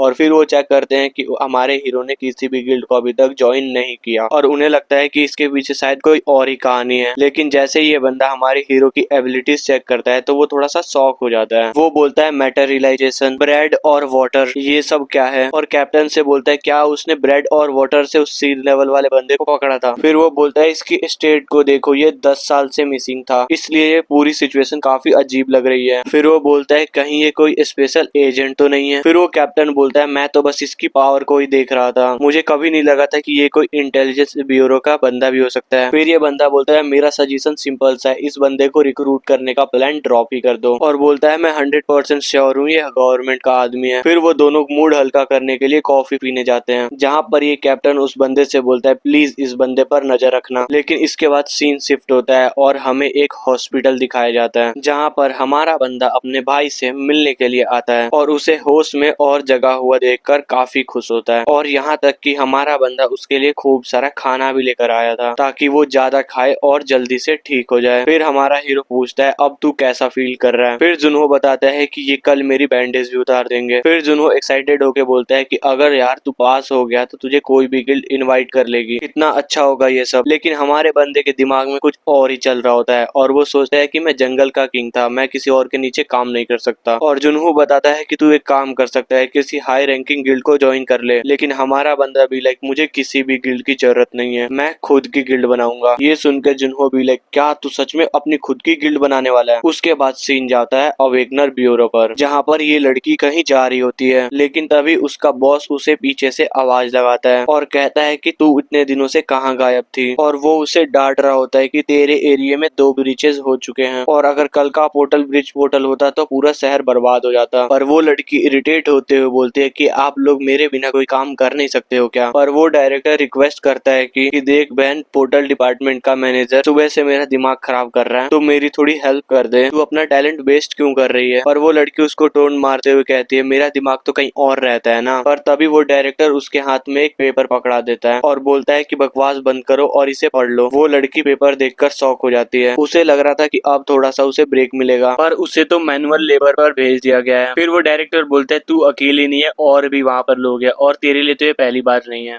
फिर वो लड़की वहाँ से गुस्से में चली जाती है और इधर ये डायरेक्टर उसे चिल्ला के बोलता है देखो, गुस्से में आकर किसी कैंडिडेट को रिजेक्ट मत कर देना, हमारे पास लोगों की कमी है, हमें हर एक बंदा चाहिए। फिर ये लड़की बोलती है बेहतर होगा मैं उन लूजर को रिजेक्ट कर दूं जो खुद को प्रोटेक्ट नहीं कर सकते। फिर हमारा सीन जाता है जहाँ पर बहुत सारे लोग होते हैं और वो आपस में बात कर रहे होते हैं कि हमें इस बार पास होना ही है। और यहाँ पर एक बंदा होता है जो यूट्यूब पर लाइव स्ट्रीम कर रहा होता है और ये काफी ज्यादा एक्साइटेड दिख रहा होता है और बोल रहा होता है कि मुझे इस बार मेरा हंटर लाइसेंस चाहिए। और जैसे ही ये बंदा इंस्पेक्टर्स को देखता है अपनी लाइव स्ट्रीम बंद कर देता है और तभी हमारा हीरो उसके पीछे आ जाता है और उसके फोन को घूरते हुए बोलता है भाई ये सब क्या है और ये सब हो क्या रहा है? और वो बंदा गुस्से में बोलता है क्या क्या तूने कभी लाइव स्ट्रीम नहीं देखी क्या? और हमारा बंदा तो उससे चिपक ही जाता है और बोलता है यार तुझे कितना सारा चीजें पता है, तू बहुत ज्यादा इंटरेस्टिंग है। तभी एक बंदा सबको वेलकम करता है और बोलता है मैं मैनेजर किम हूँ और इस 3 दिन तक चलने वाले हंटर एग्जाम का चीफ इंस्पेक्टर हूँ और मेरे साथ यहाँ पर 21 इंस्पेक्टर है जो कि तुम्हें जज करने वाले हैं कि तुम में इस टेस्ट को पास करने की औकात है भी या नहीं। और वो आगे बोलता है कि जब तुम आए थे तो सबको एक टिकट मिला था जिस पर तुम्हारा नंबर लिखा हुआ है, अब हम रैंडम ड्रॉ से तुम्हारा इंस्पेक्टर सेलेक्ट करेंगे, जिसका नाम बुलाया जाएगा वो एक लाइन में खड़ा हो जाएगा अपने इंस्पेक्टर के साथ। और ऐसे ही टाइम गुजर जाता है और काफी लोगों का नाम बुलाया जाता है। फिर हमारे हीरो की बारी आती है जिसका नंबर होता है 15। पर जैसे ही देखता है कि उसका इंस्पेक्टर कौन है तो वो हैरान हो जाता है क्योंकि उसका इंस्पेक्टर वही लड़की है जो उसे पहले मिली थी। उसके बाद चीफ इंस्पेक्टर बोलता है अब सभी यहाँ से चले जाओ और अपने अपने रूम में जाके बैठो अगले अनाउंसमेंट तक। उसके बाद हम सेम यूट्यूबर को देखते हैं जो कि हमारे हीरो के टीम में ही है। हीरो जैसे उसकी हालत देखता है तो वो उससे पूछता है कि तू रो क्यों रहा है, तू तो पहले बड़ा जोश में दिख रहा था मुझे। वो यूट्यूबर हमारे बंदे को जैसे देखता है वो पहचान जाता है कि अरे ये तो वही बंदा है। फिर वो हमारे हीरो को बताता है कि तुझे पता भी है कि उस ब्लोंड लेडी का पूरा नाम क्या है, लोग उसको बिच क्यों बोलते हैं, मालूम भी है तुम्हें, और अगर उसका मूड खराब हो जाता है तो वो सबको ही आउट कर सकती है। फिर हमारा हीरो बोलता है अगर कोई बंदा रेडी नहीं तो उसमें उस इंस्पेक्टर की क्या गलती। फिर वो यूट्यूबर इरिटेट होते हुए बोलता है भाई तू तो मेरे वर्ड्स को इग्नोर ही कर रहा है, मुझे पहले से पता था कि तू बेकार निकलेगा, थोड़ा तो सीनियर्स की रिस्पेक्ट करना सीख। फिर हमारा हीरो सीधे बोलता है अगर तुझे मेरे टोन से दिक्कत है तो असली मर्दों की तरह इसे सॉल्व करते हैं फाइट करके। इस बात को सुनकर वो यूट्यूबर बोलता है तुझे क्या लगा मैं कोई इजी टारगेट हूँ। फिर हमारा हीरो भी लाइक हाँ मुझे तो ऐसा ही लग रहा है। हमारे हीरो की बात सुन के वो यूट्यूबर और भी भड़क जाता है और बोलता है चल इसको आज सेटल कर ही लेते हैं। इसके थोड़ी देर बाद ये चोई भी यहाँ पर पहुंच जाती है लेकिन वो देखती है कि रूम में तो कोई नहीं है। फिर वो गुस्से से लाल हो जाती है। फिर हमारा सीन जाता है एक रिंग एरिया में जहाँ पर हमारा हीरो और वो यूट्यूबर फाइट के लिए रेडी हो रहे होते हैं और वो यूट्यूबर हमारे हीरो से बोलता है कि तूने गलत बंदे से नाम ले लिया। तूने कभी टीवी पर फेरी हीरो का नाम सुना है? मैं एक प्रोमिसिंग बॉक्सर यूट्यूबर हूँ। लेकिन हमारा हीरो भी लाइक यूट्यूबर एक कोई खाने की चीज है क्या? ये सुनकर वो यूट्यूबर और भी ज्यादा गुस्से में आ जाता है। बोलता है अब तुझे सबक सिखाना ही पड़ेगा। और यहाँ पर जितने भी बंदे होते हैं वो सारे के सारे चेयर कर रहे होते हैं कि लड़ो भाई लड़ो। और ये यूट्यूबर भी बोलता है कि मेरी हॉबी ही है बदतमीज लोगों को सबक सिखाना। और हमारा हीरो भी सोच रहा होता है अब आने वाला है असली मजा। और इसी के साथ वो यूट्यूबर हमारे हीरो के ऊपर अटैक कर देता है। लेकिन इसी के साथ यहाँ पर आ जाती है चोई। वो गुस्से में आकर सबको बोलते हैं अभी के अभी सब यहाँ से निकलो और अपने वेटिंग रूम में जाओ। और सारे के सारे लोग उसको देखकर यहाँ से भाग जाते हैं। चोई हमारे लड़के और उस यूट्यूबर को देख रहे होते हैं और बोलते हैं तुम्हें यहाँ से डिसपेल करवाना है क्या? और वो यूट्यूबर सारे सिचुएशन को एक्सप्लेन करने का सोच रहा होता है लेकिन चोई बोलती है अपना मुंह बंद रख। और बोलती है यहाँ से सारे के सारे लूजर जा चुके हैं तो अपनी फाइट शुरू करो। और जो मैच हारा वो यहाँ से आउट हो जाएगा, डिस्क्वालीफाई हो जाएगा। और इसी के साथ इन दोनों की फाइट यहाँ से दोबारा कंटिन्यू हो जाती है। और यूट्यूबर बोलता है देख भाई अगर तू हारा तो मेरे को ब्लेम मत करियो। और जैसे मुक्का मारने जाता है लेकिन बट वॉट एक ही मुक्के में ये बंदा यहीं पर ढेर हो जाता है और दोबारा उठ भी नहीं पाया। और इधर चोई ये सब कुछ देखकर सुओ को ब्लेम कर रही होती है। जब से मैंने इसे देखा है तब से मुझे एक अजीब सी फीलिंग हो रही है और ये फीलिंग जाने का नाम नहीं ले रही। तुम क्या सोचे वो वाली फीलिंग नहीं बेटर की हो, ये वो फीलिंग नहीं है, ये कोई और सी है। और सुओ बोलता है अरे तू मेरे को इतना क्यों देख रही है? अगर मैं इतना ही स्मार्ट लगा तो आजा फाइट में लड़ते हैं। और उसके सामने एक कंडीशन भी रखता है अगर मैं जीता तो तू इस यूट्यूबर को डिस्क्वालीफाई नहीं करेगी। और चोई भी लाइक तू सच में पागल है और वो भी फाइट के लिए तैयार हो जाती है। और वो उससे पूछती है तू इर्रेगुलर है? तो हमारा मेन कैरेक्टर भी लाइक है इरेगुलर क्या होता है? लेकिन चोई सीधा ही अटैक कर देती है और बोलती है अगर तू बच गया तो मैं तुझे पक्का बताऊंगी। पर सुहो उसके मुक्के को इजिली डॉच कर देता है। बंदे ने लिटरली बस हल्का सा हाथ लगाया है और इधर चोई भी कम नहीं है, मुक्के पर मुक्के लातों पर लाते दिए जा रही है। और जब इससे बात नहीं बनती तो वो हवा में उसको अपर किक मारती है और बोलती है पक्का ये कुछ ना कुछ छिपा रहा है। और बोलती है लगता है गया। तभी वो शॉक हो जाती है। सुहो तो स्पाइडरमैन की तरह इनके ऊपर चिपका हुआ है और बोल रहा है तू स्ट्रॉन्ग तो है। चोई को तो समझ में नहीं आ रहा कि ये बच कैसे गया और इसीलिए वो सबसे पहले एक अपर किक देके उसे नीचे गिरा देती है। और जैसे एक और किक मारने वाली होती है तो सुहो उसको डॉच कर देता है एंड देन अगेन मुक्कों की बरसात शुरू हो जाती है। और जैसे ही चोई उसको लात मारती है वो डॉच करता है और उसको एक मुक्का दे के मारता है। वो मुक्का इतना तगड़ा था कि चोई ने जो मैजिक शील्ड बनाई थी वो भी टूट जाती है और उसे तो कुछ भी समझ नहीं आ रहा होता है। और जो सुहो अभी तक डिफेंड कर रहा था वो अब अटैक करने लगता है। उसे तो मजा आ रहा है इन सब में। फिर चोई सोचती है कि जो मैंने इसके बारे में फील किया था वो सब सच था। इसी के साथ वो सरेंडर कर देती है और सुहो भी लाइक अरे अभी तो फाइट में मजा आने लगा था, तू इतनी जल्दी सरेंडर कर दी। फिर चोई उसे समझाती है कि ये जगह हमारे लिए काफी छोटी और यहाँ पे बहुत ज्यादा डिस्ट्रक्शन हो सकता है। तो हमारा मेन कैरेक्टर चल चल निकल। तो चोई भी पूछती है अच्छा ये बता तेरा विश क्या है? बैट तो बैट होती है। तो सुहो पूछता है अर्थ पर तुम्हारे जैसे और भी स्ट्रॉन्ग लड़कियां हैं क्या? तो चोई बोलती है देख अर्थ पर तो बस मेरे जैसी बस मैं ही हूँ सिंगल। तो हमारा मेन कैरेक्टर सीधा बोलता है तो ठीक है मैं तुझे चूज करता हूँ, तो चलो साथ में बच्चे करते हैं। ये सुन के लड़की उसके मुंह पे डायरेक्ट एक थप्पड़ खींच के मारती है और इधर ये यूट्यूबर भी होश में आ जाता है और उस यूट्यूबर को कुछ भी समझ नहीं आ रहा था कि ये सब कुछ हो क्या रहा है और सोच रहा होता है उस गोल्डी ने सुहो को थप्पड़ क्यों मारा और सबसे इंपॉर्टेंट चीज मैं यहाँ पर ऐसे क्यों पड़ा हूँ। और फिर उसको रियलाइज होता है कि वो तो बस एक मुक्के में ही ढेर हो चुका था। और इतने में ये चोई भी यहाँ से चली जाती है गुस्से में और ये यूट्यूबर सुहो पर गुस्सा होते हुए बोलता है अब तो तू खुश है ना कि मैं डिस्क्वालीफाई हो गया एग्जाम देने से पहले ही। सुहो उस यूट्यूबर को बताता है कि तू डिस्क्वालीफाई नहीं हुआ। फिर हमारा सीन जाता है उस कैमरे के ऊपर जहाँ ये चीफ ऑफिसर उन सबको देख रहा होता है और वो शॉक में होता है कि चोई इस बंदे से हार गई। फिर वो यूट्यूबर पूछता है कि इसका क्या मतलब कि मैं डिस्क्वालीफाई नहीं हुआ। फिर सुहो उसको बताता है कि मैंने उससे बोला था कि तुझे डिस्क्वालीफाई ना करें। अब उस यूट्यूबर को लगता है कि उसको ये चाटा इस वजह से पड़ा था। सुहो ने उससे रिक्वेस्ट की होगी इसलिए उसको थप्पड़ मार दिया होगा। भाई ये इमोशनल हो चुका है और वो सोच रहा होता है कि ये बंदा कितना ज्यादा अच्छा है और जिसे अभी थोड़ी देर पहले गाली दे रहा था उसे अब भैया बोल रहा है। और तभी एक अनाउंसमेंट होती है और सुहो को अभी के अभी डायरेक्टर रूम में बुलाया जाता है और अब सुहो चीफ ऑफिसर के साथ बैठकर चाय पी रहा है और पूछता है कि आपने मुझे यहाँ क्यों बुलाया। और वो बंदा बोलता है कि बात स्टार्ट करने से पहले मैं तुझे बता देना चाहता हूँ कि जो भी हम बात करने वाले हैं वो सब रिकॉर्ड होने वाला है। और सुबह भी लाइक ठीक है मुझे इस सब से कोई प्रॉब्लम नहीं है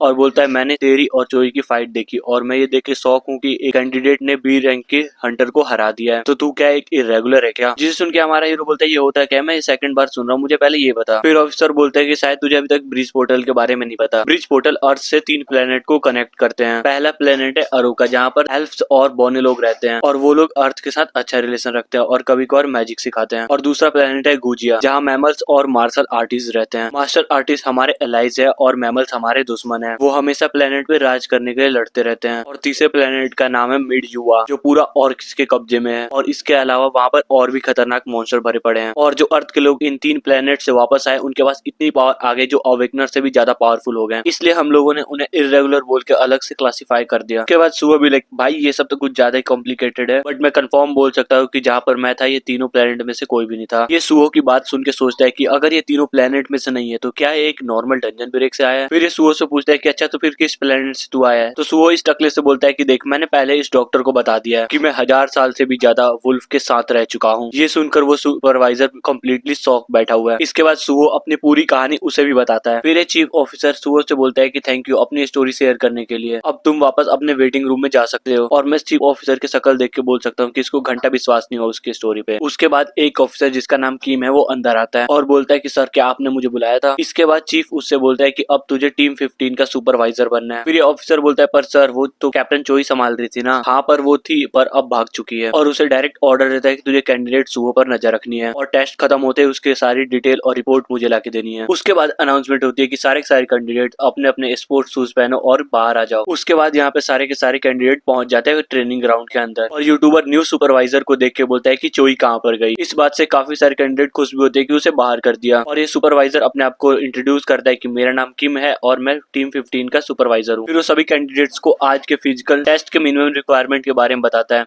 9 सेकंड में 100 मीटर डैश और 1 घंटे में टेट्रालोन कंप्लीट करना है। उसके बाद टेस्ट शुरू हो जाता है और सबसे पहले ये मोटी लड़की डिस्क्वालीफाई होती है और बोलती है हीलर्स के लिए एग्जाम इजी होना चाहिए ना। वो सुपरवाइजर भी लाइक क्या मॉन्स्टर भी तेरे लिए वेट करेगा क्या। और इसके बाद बारी होती है यूट्यूबर की, जो हमारे मेन कैरेक्टर से बोलता है 9 सेकंड तो मेरे लिए काफी ज्यादा ही है, मैं तुझे नेक्स्ट राउंड में मिलता हूँ। और सच में बंदे ने 8 सेकंड में टेस्ट पूरा कर लिया और अगर 1 सेकंड में इधर उधर होता तो इसकी लग जाती। और अब बारी होती है हमारे हीरो की और जिस वक्त हमारा हीरो तैयार हो रहा था दौड़ने के लिए, उस वक्त ये सुपरवाइजर अपने चश्मे में लगे हुए कैमरे को स्टार्ट कर देता है और इसके बाद वो दौड़ना शुरू करता है और 100 मीटर डैश को फ्लैश से भी जल्दी जल्दी इसको कंप्लीट कर देता है। और सुपरवाइजर को तो समझ नहीं आ रहा कि ये सब कुछ हो क्या रहा है और इधर ये पूरी की पूरी टीम 15 शॉक में है। इसके बाद ये सुपरवाइजर सीधा के सीधा चीफ ऑफिसर को कॉल कर देता है और उसे बताता है कैंडिडेट सुहो का फिजिकल रिजल्ट आ चुका है। ये कम्प्लीटली शॉक कर देने वाला है, मैं आपको अभी का भी वीडियो भेजता हूँ। और चीफ ऑफिसर शॉक होकर बोलता है कि क्या सब कुछ रिपोर्टर ने भी ये सब कुछ देखा है क्या। और इधर ये रिपोर्टर सुहो की फोटो लिए जा रहे हैं, ये बंदा इंसान भी है क्या। इसके बाद ये चीफ ऑफिसर सीधा मिजो को कॉल करता है जो रिटर्नर ब्यूरो की डायरेक्टर है। इसके बाद बोलता है कि मैं आपको कुछ वीडियो भेज रहा हूँ पार्क सुहो की, जिसको आपको अभी के अभी देखना चाहिए। ये बात सुन के मिजो शॉक हो जाती है और उसके बाद वो सुहो की वीडियो देखती है। फिर उसका असिस्टेंट बोलता है कि चीफ ऑफिसर जल्दी से सबका झूठ पकड़ लेता है, इसलिए हम कह सकते हैं कि इस एफ रैंकर ने जो कुछ भी डॉक्टर को बोला था वो सब कुछ सच था। लेकिन मिजो को अभी भी डाउट होता है कि डॉक्टर की रिपोर्ट इतनी इजीली सच कैसे हो सकती है। अगर ये लड़का सच में इर्रेगुलर है तो ये बी रैंक से ऊपर ही होगा, और अगर इसकी स्टोरी सच है तो ये किसी 4th प्लेनेट से वापस आया है। फिर ये अपने असिस्टेंट से बोलती है कि मेक श्योर करो कि कोई भी रिपोर्टर ट्रेनिंग ग्राउंड के अंदर नहीं होना चाहिए। फिर वो रिपोर्टर बोलता है कि शायद हम लेट हो चुके हैं, पार्क सुहो की रिपोर्ट ऑलरेडी बाहर आ चुकी है। देन मिजो ऑर्डर देती है कि इन सभी आर्टिकल्स को अभी के अभी रिमूव करो और इन सभी पर अभी के अभी रिस्ट्रिक्शन लगाओ। और इधर हम देखते हैं ट्रेनिंग ग्राउंड में जहाँ पे काफी सारे रिपोर्टर सुहो की फोटो खींच रहे होते हैं और बोल रहे होते हैं कि सर क्या आपका एक इंटरव्यू मिल सकता है प्लीज सर प्लीज। मिजो अभी भी शॉक में है। इन सब का मतलब तो ये हुआ ना कि पार्क सुहो ने बिना प्रोटेक्टिव गियर के पोर्टल क्रॉस करके अपनी फिजिकल कंडीशन मेंटेन कर ली। शायद उसे एफ रैंक इसलिए दिया गया क्योंकि उसके अंदर डायमेंशनल एनर्जी नहीं थी, पर जो कुछ भी हो अगर वो 4th प्लेनेट से वापस आया है तो वो साउथ कोरिया को बाकी कंट्री से आगे ले जा सकता है। इधर गाइस लिटरली रिपोर्टर्स ने ट्रेनिंग ग्राउंड को घेर रखा है, गार्ड भी उन्हें रोकने की कोशिश कर रहे हैं और सारे कैंडिडेट भी सुहो के बारे में बात कर रहे हैं कि तुमने अगर उसका रिपोर्ट देख लिया तो तुम भी शॉक हो जाओगे। और सुहो को इन सब बातों से घंटा फर्क नहीं पड़ता और वो बस आराम से बैठ के खाना खा रहा है। इस यूट्यूबर को देखो, सच्ची में मुझे समझ नहीं आता कि अपने आप को समझता क्या है। ये मनी मन सोच रहा है कि तो हाँ तभी तो मैं सोचू इसने मुझे 1 पंच कैसे कर दिया। इसे अफसोस हो रहा था कि मैंने इसकी पॉडकास्ट क्यों नहीं की। तभी सुहो उससे पूछता है कि तू मुझे घूर क्यों रहा है, तुझे खाना नहीं खाना क्या। तो ये बोलता है अरे नहीं बिग ब्रो, तुम्हें प्यास लग रही होगी ना तो मैं तुम्हारे लिए पानी लेकर आता हूँ। देख रहे हो बंदा कैसे चाटने में लगा पड़ा है। ये मनी मन सोच रहा होता है कि इसको देख कर ही लगता है कि ये किसी अलग ही लेवल का इंसान है। इसे पूरा यकीन हो गया था कि सुहो फ्यूचर में कुछ ज्यादा ही बड़ी चीज बनेगा। इसके थोड़ी देर बाद ये दोनों अपने वेटिंग रूम में बैठे होते हैं, जहाँ ये यूट्यूबर बोलता है कि लॉकर देख के लग रहा है कि काफी सारे लोग फेल हो चुके हैं, अब हमें मुश्किल होने वाली है। सुहो बोलता है कि क्यों? तो यूट्यूबर उसे बोलता है कि नेक्स्ट टेस्ट डेंजन रेड का है, अगर टीम में ज्यादा लोग होते हैं तो इजी होता है, वरना हमें स्ट्रगल करना पड़ेगा। और लेकिन सुहो भी लाइक टेंशन नकू लेने का, हमें और लोगों की नीड नहीं है। जिसे सुनकर ये यूट्यूबर सोचता है ये तो कमाल का बंदा है, लेकिन फिर भी वो बोलता है कि डंजन जो है वो अनप्रिडिक्टेबल होती है, अलग अलग एबिलिटी वाले लोग होते हैं तो फायदा होता है हमें। लेकिन सुहो बोलता है कि मैंने बोला है ना चिंता मत कर, लेकिन पहले मुझे ये बता कि जब मैंने तुझे पहली बार देखा था तो फोन में कुछ कर रहा था, वो क्या था? यूट्यूबर यानी कि हान बोलता है कि मैं यूट्यूब पर लाइव कर रहा था, लेकिन तू ये मत बोलना कि तुझे यूट्यूब के बारे में कुछ नहीं पता। लेकिन सुहो भी लाइक यूट्यूब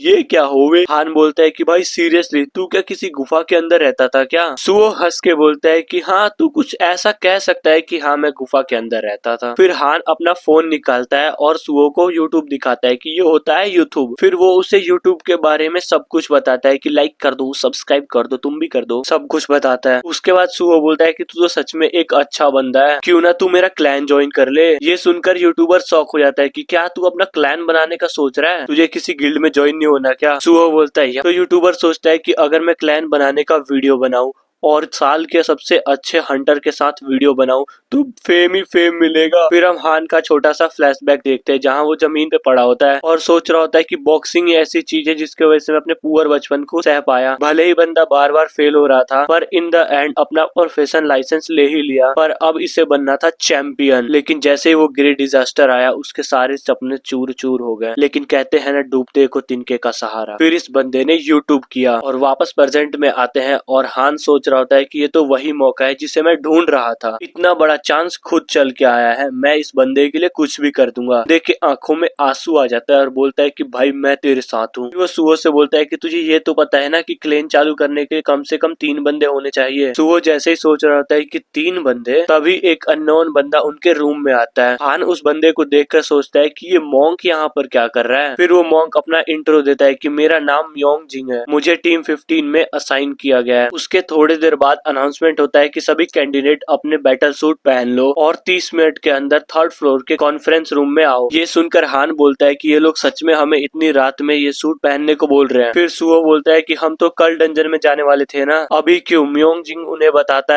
है कि कभी कभी एग्जामिनर बिना नोटिस के भी रात को डंजन रेड कर देते हैं। फिर सीन कट होता है और सब कैंडिडेट एक रूम में होते हैं और बताया जा रहा होता है कि ये वो डंजन है जहाँ तुम इन एग्जाम के लिए जा रहे हो। ये सियोल के 5th सेक्टर में जो फिनिक्स गिल्ड के प्रोटेक्शन में है। ये एक लेवल 1 की डंजन है, इसमें टोटल 250 डोर हैं। फिर सुहो बोलता है कि इसका क्या मतलब है कि गिल्ड के प्रोटेक्शन में है, जिसे सुनकर हान भी लाइक भाई तू सच में किसी और दुनिया से आया है क्या? हान उसे एक्सप्लेन करता है कि डोर हर जगह अपीयर हो रहे थे, जिस वजह से साउथ कोरिया गवर्नमेंट को सब कुछ कंट्रोल करने में दिक्कत हो रही थी। इसलिए गवर्नमेंट ने प्राइवेट हंटर क्लैंस को हायर किया जो 12 सेक्टर को प्रोटेक्ट करते हैं और यही हंटर क्लैन गिल्ड कहलाते हैं। गवर्नमेंट के लिए काम करने की वजह से उनको परमिशन मिलती है कि वो डंजन से इक्विपमेंट और डायमेंशनल एनर्जी प्रोसेस कर सकते हैं। और रही बात डायमेंशनल एनर्जी की, तो वो तो अब इस दुनिया की सोर्स बन चुकी है। तो सुहो बोलता है कि स्पेसिफिकली ये एक टैक्स फ्री जोन है जहाँ पर इजीली हम फ्री में हंट कर सकते हैं। तो हान बोलता है कि तू ऐसा बोल सकता है। फिर सुहो अपने मन में सोचता है कि मैं तो बस क्लैन बनाना चाहता था, क्योंकि मैं तो बस अपने भेड़ियों के झुंड के साथ हंटिंग मिस कर रहा था, पर अब तो मुझे खुद का लैंड मिल सकता है। फिर हान बोलता है कि अपनी खुद की डंजन होना बेस्ट होता है, किसी को पैसे देने नहीं पड़ते उसको यूज करने के लिए। फिर सुहो बोलता है फिर तो ठीक है, अब मेरे क्लैन का गोल है कि अब हमें गिल्ड बनना है। और हान भी लाइक पहले हम ये हंटिंग टेस्ट तो पास कर लें। तभी ये चीफ ऑफिसर बोलता है कि ये पोर्टल की लोकेशन का इमेज है सेक्टर 5 से, और इस डंजन को ब्रेक होने में सिर्फ 15 दिन बचे हैं। ये एक लेब्रिंथ टाइप का डंजन है, मतलब भूल भुलैया, जो कि सबसे लोवेस्ट डिफिकल्टी लेवल का होता है और सभी डंजनों में इसमें सबसे लोवेस्ट लेवल के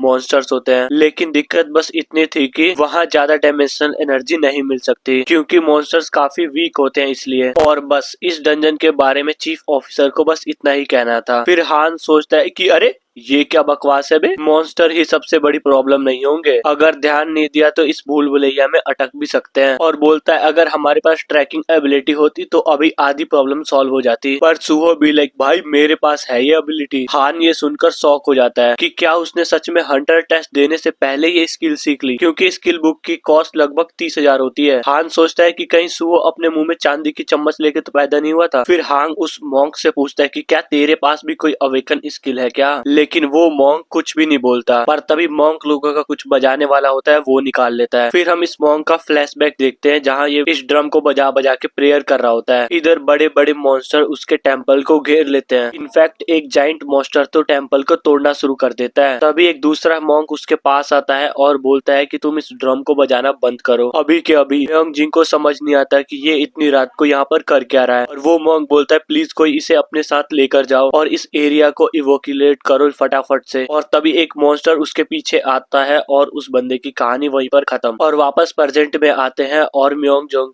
ये सब कुछ सोचकर बहुत ज्यादा घबरा जाता है। हांग उसको देखकर बोलता है कि तू अचानक से ये सब कुछ बिहेव क्यों कर रहा है। अभी ये चीफ ऑफिसर बोलता है अब तुम सब टारगेट पॉइंट पर जाने वाले हो, उसके बाद तुम सब सुपरवाइजर को लीड करोगे डंजन पर अटैक करते हुए। और वो सभी को बेस्ट ऑफ लक बोलता है कि तुम सभी के सभी पास हो जाओ। उसके बाद सभी के सभी लोग पोर्टल के पास पहुंच जाते हैं। ऑफिसर उनसे बोलते हैं कि फुर्ती दिखाओ, अगर तुम ढंग से काम नहीं करोगे तो तुम जिंदा वापस नहीं आ पाओगे। और इधर सुओ के टीम का सुपरवाइजर उन्हें वार्न कर रहा होता है जैसे ही तुम डंजन के अंदर एंटर करोगे ऐसे बिहेव करना है जैसे मैं वहाँ पर हूँ ही नहीं, और अपने अकॉर्डिंग काम करना है। फिर यूट्यूबर पूछता है कि सर हमारी टीम में बस 3 ही बंदे हैं, अगर कुछ डेंजर हो गया तो आप हमारी मदद करोगे ना। और सुपरवाइजर भी लाइक अरे चलो तो सही। मॉन्क सुपरवाइजर से पूछता है कि क्या हम अपना पर्सनल वेपन भी यूज कर सकते हैं क्या। सुपरवाइजर बोलता है कि हाँ तुम कर सकते हो। हान शॉक हो जाता है कि क्या इसके पास हंटर टेस्ट के लिए डायमेंशन एनर्जी से बना हुआ वेपन भी है क्या। इसके बाद टीम 15 पोर्टल के अंदर एंटर करती है, यानी कि सुओ की टीम। फिर हान सोचता है कि बड़े भैया आगे ही क्यों रहते हैं हमेशा, ये चीज मुझे नर्वस करती है। फिर वो चिल्ला के बोलता है कि सबसे पहले हमें पैरामीटर सेट करनी चाहिए, लेकिन तभी उसे रियलाइज होता है कि अगर मैंने ऐसा किया तो मेरे पॉइंट भी कट सकते हैं। और कहता है कि मुझे साइलेंटली एंटर करना चाहिए था और सबसे पहले एक सेफ्टी जोन बनाना चाहिए था, लेकिन अब मैंने शोर मचा के मॉन्स्टर को बता दिया है कि हम यहाँ पर हैं। पर तभी एक मॉन्स्टर हमारे हीरो के ऊपर अटैक कर देता है, पर हमारा हीरो बस उसको झाड़ के दूर फेंक देता है। और ये यूट्यूबर बोलता है कि मॉन्स्टर को ऑफ गार्ड करना और चिल्ला के उनको बुलाना यही तो मेरा प्लान था। भाई ये बंदा खुद को चौधरी समझ रहा है और बोलता है कि बड़े भाई तुम सर्च का यूज कर रहे हो ना। पर तभी वो उसी वक्त एक ट्रैप पर गलती से पैर रख देता है जिससे कई सारे एरो उनकी तरफ आते हैं। पर तभी सीन कट होता है और उसी मॉन्स्टर पे आता है जो टेम्पल पर अटैक कर रहा था, और अब उस पर अटैक हो रहा है। और इधर ये मॉन्क खुद पर ब्लेम कर रहा है कि ये सब कुछ मेरी वजह से हुआ है, इसमें मेरी गलती है। और उस मॉन्स्टर के साथ ये पूरा टेम्पल भी खत्म हो जाता है। और वापस प्रेजेंट में आते हैं और इधर ये मॉन्क अपनी एक स्टिक से सारे एरो को रोक रहा होता है। हान को ये सब कुछ देखकर यकीन नहीं हो रहा और बोलता है कि इस बंदे की स्किल तो अलग ही लेवल पर है। पर उसी वक्त हान एक और ट्रैप पर पैर रख देता है जिसके रिजल्ट में वो लोग सीधा नीचे गिर जाते हैं। मैं बता रहा हूँ इस डंजन में मॉन्स्टर की दिक्कत नहीं है, सब दिक्कत इस यूट्यूबर की है। उसके बाद दरवाजा बंद हो जाता है और वो सब लोग नीचे फंस जाते हैं। और हान भी लाइक यार ये सब कुछ कितना बुरा है, मुझे लग रहा है मेरे सारे सपने ऐसे ही मिट्टी में मिल जाएंगे। तभी वो कुछ मॉन्स्टर की आवाज सुनता है और सुअर से बोलता है बड़े भाई अब लगता है मॉन्स्टर की बारात आने वाली है। तभी वो मॉन्क सभी से सॉरी बोलता है और बोलता है कि मेरी अवेकन स्किल एरिया वाइज प्रोवोकन स्किल है, इससे सारे मॉन्स्टर अट्रैक्ट हो गए। ये सुनकर सुअर बोलता है ये तो अच्छी बात है, अब मुझे सभी मॉन्स्टर को ढूंढने का काम नहीं करना पड़ेगा। ये सुनकर सुअर लात मारता है और ऊपर वाली गेट को तोड़ देता है। ये देखकर सुअर और मॉन्क को यकीन नहीं हो रहा था कि एक बंदा ऐसे भी लात मार सकता है क्या। फिर सुअर मॉन्क से बोलता है कि भाई तुम मुझे काफी पसंद आया, क्या तू मेरी गिल्ड को ज्वाइन करेगा। और वो मॉन्क भी लाइक एक्सक्यूज मी। पर तभी कई सारे मॉन्स्टर सुहो पर अटैक कर देते हैं। तभी सुहो अपने ट्रैकिंग एबिलिटी का यूज करता है और सारे ट्रैप्स को देखता है और उन सभी मॉन्स्टर की एमसीबीसी करने के लिए पहुंच जाता है। और इधर मॉन्क हान की हेल्प कर रहा होता है उसे ऊपर चढ़ाने के लिए। और हांग बोलता है कि अब तो मुझे कुछ समझ में नहीं आ रहा, पर ये सब कुछ वैसे ही हो रहा है जैसे हमने प्लान किया था। पर उसके बाद जैसे ही दोनों पीछे मुड़कर देखते हैं सरप्राइज हो जाते हैं, सुहो ने उन सभी मॉन्स्टर को पहले ही खत्म कर चुका था। ये देखकर हान बोलता है ये सब कुछ इनसेन है भाई। फिर सुहो उन्हें बोलता है मुझे फॉलो करो और जो बचे हैं उनसे थोड़ा संभल के। और उसके बाद दोनों उसे फॉलो करते हैं और बचे कुछ मॉन्स्टर्स को मारते हैं। मॉन्क सुहो को देखकर सरप्राइज होता है कि वो सभी ट्रैप को अवॉइड कर रहा है अपने ट्रैकिंग एबिलिटी का यूज करके, इसलिए वो इतनी स्पीड में मॉन्स्टर को खत्म करते हुए जा रहा है और ट्रैप्स को भी अपने फेवर में यूज कर रहा है। पर तभी वो नोटिस करता है कि एक मॉन्स्टर सुहो को पीछे से अटैक कर रहा है, तो वह अपनी छड़ी फेंकता है और मॉन्स्टर्स को खत्म कर देता है। उसके थोड़ी देर बाद सिस्टम सुहो को नोटिफाई करता है कि उसने 42 अचीवमेंट पॉइंट गेन कर लिए हैं। फिर सीन कट होता है कंट्रोल रूम में, जहां एक ऑफिसर बोलता है कि एक टीम डंजन से रिटर्न कर रही है। ये सुनकर चीफ ऑफिसर हैरान हो जाता है कि इतनी जल्दी, अभी तो टेस्ट को शुरू हुए बस 30 मिनट हुए हैं। वो बोलता है इस डंजन को क्लियर करने में कम से कम 5 घंटे तो लगते ही हैं। क्या कोई इंसिडेंट हुआ है क्या? और वो उससे टीम नंबर पूछता है। वो ऑफिसर बोलता है कि सर ये टीम 15 है और उनके सभी वाइटल्स नॉर्मल लग रहे हैं। उसके बाद ये चीफ ऑफिसर सुहो की टीम के सुपरवाइजर को कॉल करता है और बोलता है कि तुम इतनी जल्दी वापस कैसे आ रहे हो? तो सुपरवाइजर बताता है उन्होंने मिशन ऑलरेडी कंप्लीट कर दिया है। वो बोलता है कि जब आप वीडियो देखोगे तो खुद समझ जाओगे, पर लेवल 1 के डंजन में उसके पावर को मेजर करना थोड़ा डिफिकल्ट है। और साथ ही उसने डंजन के अंदर परफॉर्मेंस रिकॉर्ड ब्रेक कर दिया है। उसके बाद एक टाइम स्किप आता है जहाँ हमारा हान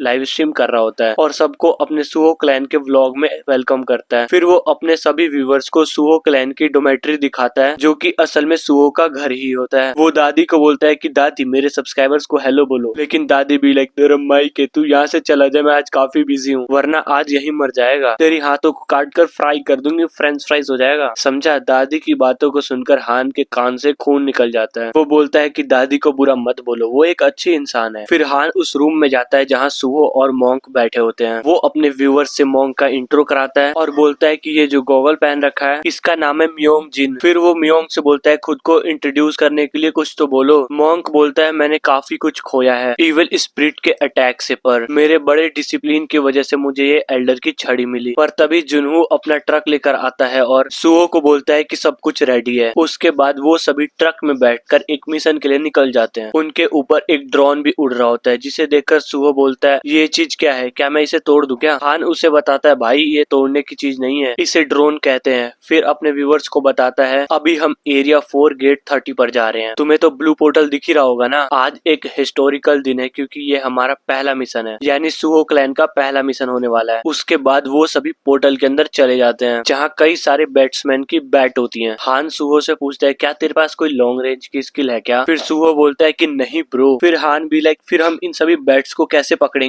तभी मॉन्क बोलता है ये काम तुम सब मुझ पे छोड़ दो। फिर वो अपना ड्रम बजाता है जिससे सारी बैट्स उसकी तरफ आ जाती हैं। फिर मॉन्क अपनी छड़ी का यूज करते हुए अपनी फायर एबिलिटी दिखाता है और सभी बैट्स को खत्म कर देता है। पर तभी एंट्री होती है डंजन के बॉस की, एक जाइंट बैट। पर सुहो भी लाइक उसको बीच से काट देता है और मिशन कंप्लीट। फिर सुहो बोलता है कि गेट ओपन हो चुका है, जल्दी निकलो। और भाई ये सब कुछ लाइव चल रहा होता है और व्यूवर्स को भी यकीन नहीं हो रहा होता है, वो तो खुद ही शॉक में बैठे होते हैं। उसके बाद सीन जाता है सीधा मीसो पर जो भी ये लाइव स्ट्रीम देख रही होती है। फिर उसका असिस्टेंट बोलता है कि एरिया 4 में इन लोगों का स्पीड देख के लग रहा है कि ये तीनों बंदे 20 डंजन को एक ही दिन में कंप्लीट कर सकते हैं। लेवल 1 डंजन तो इन लोगों के लिए बच्चों की चीज लग रही है मुझे। मीसो बोलती है कि मैंने कितनी कोशिश की थी कि सुहो न्यूज में ना आए, पर उसका तो एक गिल्ड मेंबर यूट्यूबर निकला। फिर उसका असिस्टेंट बोलता है कि अब पार्क सुहो की वीडियो रियल टाइम पॉपुलैरिटी में 3rd नंबर पर है, अगर इसे छोड़ दिया तो ये और बड़ा बन जाएगा, हमें कुछ ना कुछ तो करना ही चाहिए। फिर मीसो बोलती है कि मुझे पता है मुझे क्या करना है। तभी वो किसी और वीडियो को देखती है, वहीं चैंपियनशिप का वीडियो जहाँ पर रशियन हंटर ने होरिजन को हरा दिया है और अब वो वर्ल्ड नंबर 1 हीरो से फाइट करेगा। फिर मीसो बोलती है कि हीरो यानी कि ली संगबू एक SS रैंक इर्रेगुलर है जो साउथ कोरिया में ही पैदा हुआ था। अगर गवर्नमेंट ने गलती से इस बंदे को टैलेंटेड प्रोटेक्शन के नाम पर अप्रोच किया और फिर हमें दूसरा ली संगू संभालना पड़ा तो हम क्या करेंगे? इसलिए वो डिसाइड करती है कि वो खुद जाके सुहो से कांटेक्ट करेगी। फिर सीन जाता है सुहो के घर पर जहाँ पर हान पूछता है कि आज म्योंगजिन नहीं आया क्या? फिर वो बोलता है नहीं। फिर सुहो पूछता है कि वो कहाँ गया, उसके पास तो कोई टेम्पल भी नहीं है। सुहो कहता है कि उसने मुझे बताया था कि वो सियोल में किसी टेम्पल फैमिली के साथ रहता है जो उस दिन बच गए थे। फिर हान बोलता है क्या हम इस पॉइंट पर एक दिन आराम भी नहीं कर सकते क्या? हमारा क्लैन भी लेवल रिन्यू करने के लिए क्वालिफाई है और ऊपर से हमारे बैंक में 140 मिलियन जमा हो गया है। जिसे सुनकर हान बोलता है कि इसका मतलब अब हम लेवल 2 के डंजन पे भी जा सकते हैं। वो अपने मन में सोचता है कि मैंने तो बस ब्लड क्रिस्टल जमा किए थे, फिर भी मेरा अकाउंट 3 दिन में 20 मिलियन वॉन से भर चुका है और अगर हम अब से लेवल 2 डंजन को टारगेट करेंगे तो फिर हमें कितना डोनेशन मिलेगा। और इधर सुहो सोच रहा है कि मैंने 3000 से भी ज्यादा अचीवमेंट पॉइंट कमा लिए हैं तो मुझे अब नई नई एबिलिटी खरीद लेनी चाहिए, अब तो मैं सब कुछ खरीद सकता हूँ। इसलिए वो सभी को बोलता है कि आज के दिन वो सब आराम कर सकते हैं। फिर जुनहो बोलता है कि फिर तो मैं अपने बेटे और दादी को पार्क ले जाऊंगा जो पास में ही है। दूसरी तरफ ये दादी पप्पी को खाना देती है जिसे देखकर देखकर सुहो सोचता है कि क्या डॉगी भी इंसानों की तरह डेवलप हो सकते हैं क्या। फिर वो अपने भाई से पूछता है कि जुनहो तू अपनी ट्रक को कितनी बार रिपेयर कराता है, तुझे मुश्किल नहीं होती क्या। फिर जुनहो बोलता है कि भाई कहाँ से शुरू करूँ, पार्ट्स ढूंढना ही मुश्किल है और रिपेयर करने के तो उससे भी ज्यादा मुश्किल है। फिर सुहो भी लाइक तो भाई हम एक नई गाड़ी क्यों नहीं ले लेते। फिर ये सुनकर जुनहो बिल्कुल खुश हो जाता है। उसके थोड़ी देर बाद दोनों कार शोरूम में होते हैं, जहाँ पर मैनेजर उनको कार की सारी डिटेल शेयर कर रहा होता है। सुहो अपने भाई से पूछता है कि क्या तुझे ये कार पसंद आई, तो जुनहो भी लाइक हाँ भाई। फिर सुहो बोलता है हम पेमेंट कैश में करेंगे और कार को हम अभी ले जा सकते हैं ना। फिर दोनों भाई अपनी न्यू कार पे गेड़ी मारने निकल जाते हैं और जुनहो बिल्कुल खुश लग रहा होता है और बोलता है कि ये गाड़ी तो कमाल की है, मेरी पिछली गाड़ी से तो बिल्कुल अलग लेवल पर है। सुहो भी बोलता है कि हाँ, और इस गाड़ी की पैसेंजर सीट तो काफी कमाल की है, मुझे ये गाड़ी पहले ले लेनी चाहिए थी। फिर जुनहो पूछता है कि पर हम एरिया 34 में क्यों जा रहे हैं, क्या वो रेस्ट्रिक्टेड एरिया नहीं है क्या। फिर सुहो बोलता है कि तूने बोला कि तू अवेकन नहीं हो पाया क्योंकि तेरे पास पैसे नहीं थे, बस इसी वजह से आज हम तुझे अवेकन करने जा रहे हैं। और ये सुनकर जुनहो शॉक हो जाता है। उसके बाद वो दोनों उस एरिया के अंदर होते हैं जहाँ बस टूटी फूटी बिल्डिंगे होती हैं और एक अजीब सी वाइब। और ये पॉपी भी समझ जाता है कि ये जगह सच में अजीब है। ये देखकर हमारा हीरो बोलता है बेवकूफ तुम भी ये सब कुछ सेंस कर सकते हो ना, ये डेफिनेटली गॉब्लिन्स की स्मेल है। पर जुनहो की फटी पड़ी है। वो बोलता है कि भाई मुझे ये सब कुछ सही नहीं लग रहा, हमें यहाँ से चलना चाहिए। पर तभी सुहो गाड़ी से उतर जाता है और बोलता है कि तू पॉपी के साथ रह, मैं थोड़ी देर में आया। इससे पहले कि जुनहो उससे कुछ बोल पाए तब तक हमारा हीरो यहाँ से तेज स्पीड में निकल चुका होता है। फिर सीन कट होता है इस लोन शार्क वाली बिल्डिंग पर, जहाँ पर लोन शार्क वाला बंदा सुहो की वीडियो देख रहा होता है डंजन क्लियर वाले। तभी उसका असिस्टेंट बोलता है कि ये बंदा यूट्यूब पर काफी फेमस है और ये एक इर्रेगुलर है, इसलिए इसका कॉम्बैट लेवल तो मेजर ही नहीं हो सकता। फिर ये बॉस बोलता है कि अगर ये इस लेवल का है तो इसको मारने के लिए असिस्टेंट हायर करने का कोई मतलब ही नहीं हुआ, पर फिर भी मैं इसको ऐसे ही नहीं छोड़ने वाला। फिर वो अपने सेक्रेटरी को बोलता है कि मुझे एरिया 4 की सभी गिल्ड की लिस्ट चाहिए जिन्हें हम फंडिंग देते हैं। फिर सेक्रेटरी बोलता है कि एरिया 4, अरे वहाँ पर तो असिस्टेंट मैनेजर चोई है, ये वो चोई नहीं है, ये लड़का है और वो लड़की है, बस नाम सेम है। और बॉस बोलता है कि जल्दी उससे कांटेक्ट करो और वो इस काम के जितने भी पैसे मांगे हैं उसे वो दे देना। फिर सीन दादी माँ पे जाता है जो बारिश में भीगने की वजह से कह रही है कि मुझे लॉन्ड्री में ही रुकना चाहिए था। पर तभी एक कार उसके सामने रुकती है जो डायरेक्टर मीसो की होती है। वो दादी माँ से पूछते हैं कि क्या आपका नाम सुकजा है, हम रिटर्निंग डिपार्टमेंट से, क्या हम पाक सुहो से मिल सकते हैं। सीन फिर से जुनहो पर जाता है जहाँ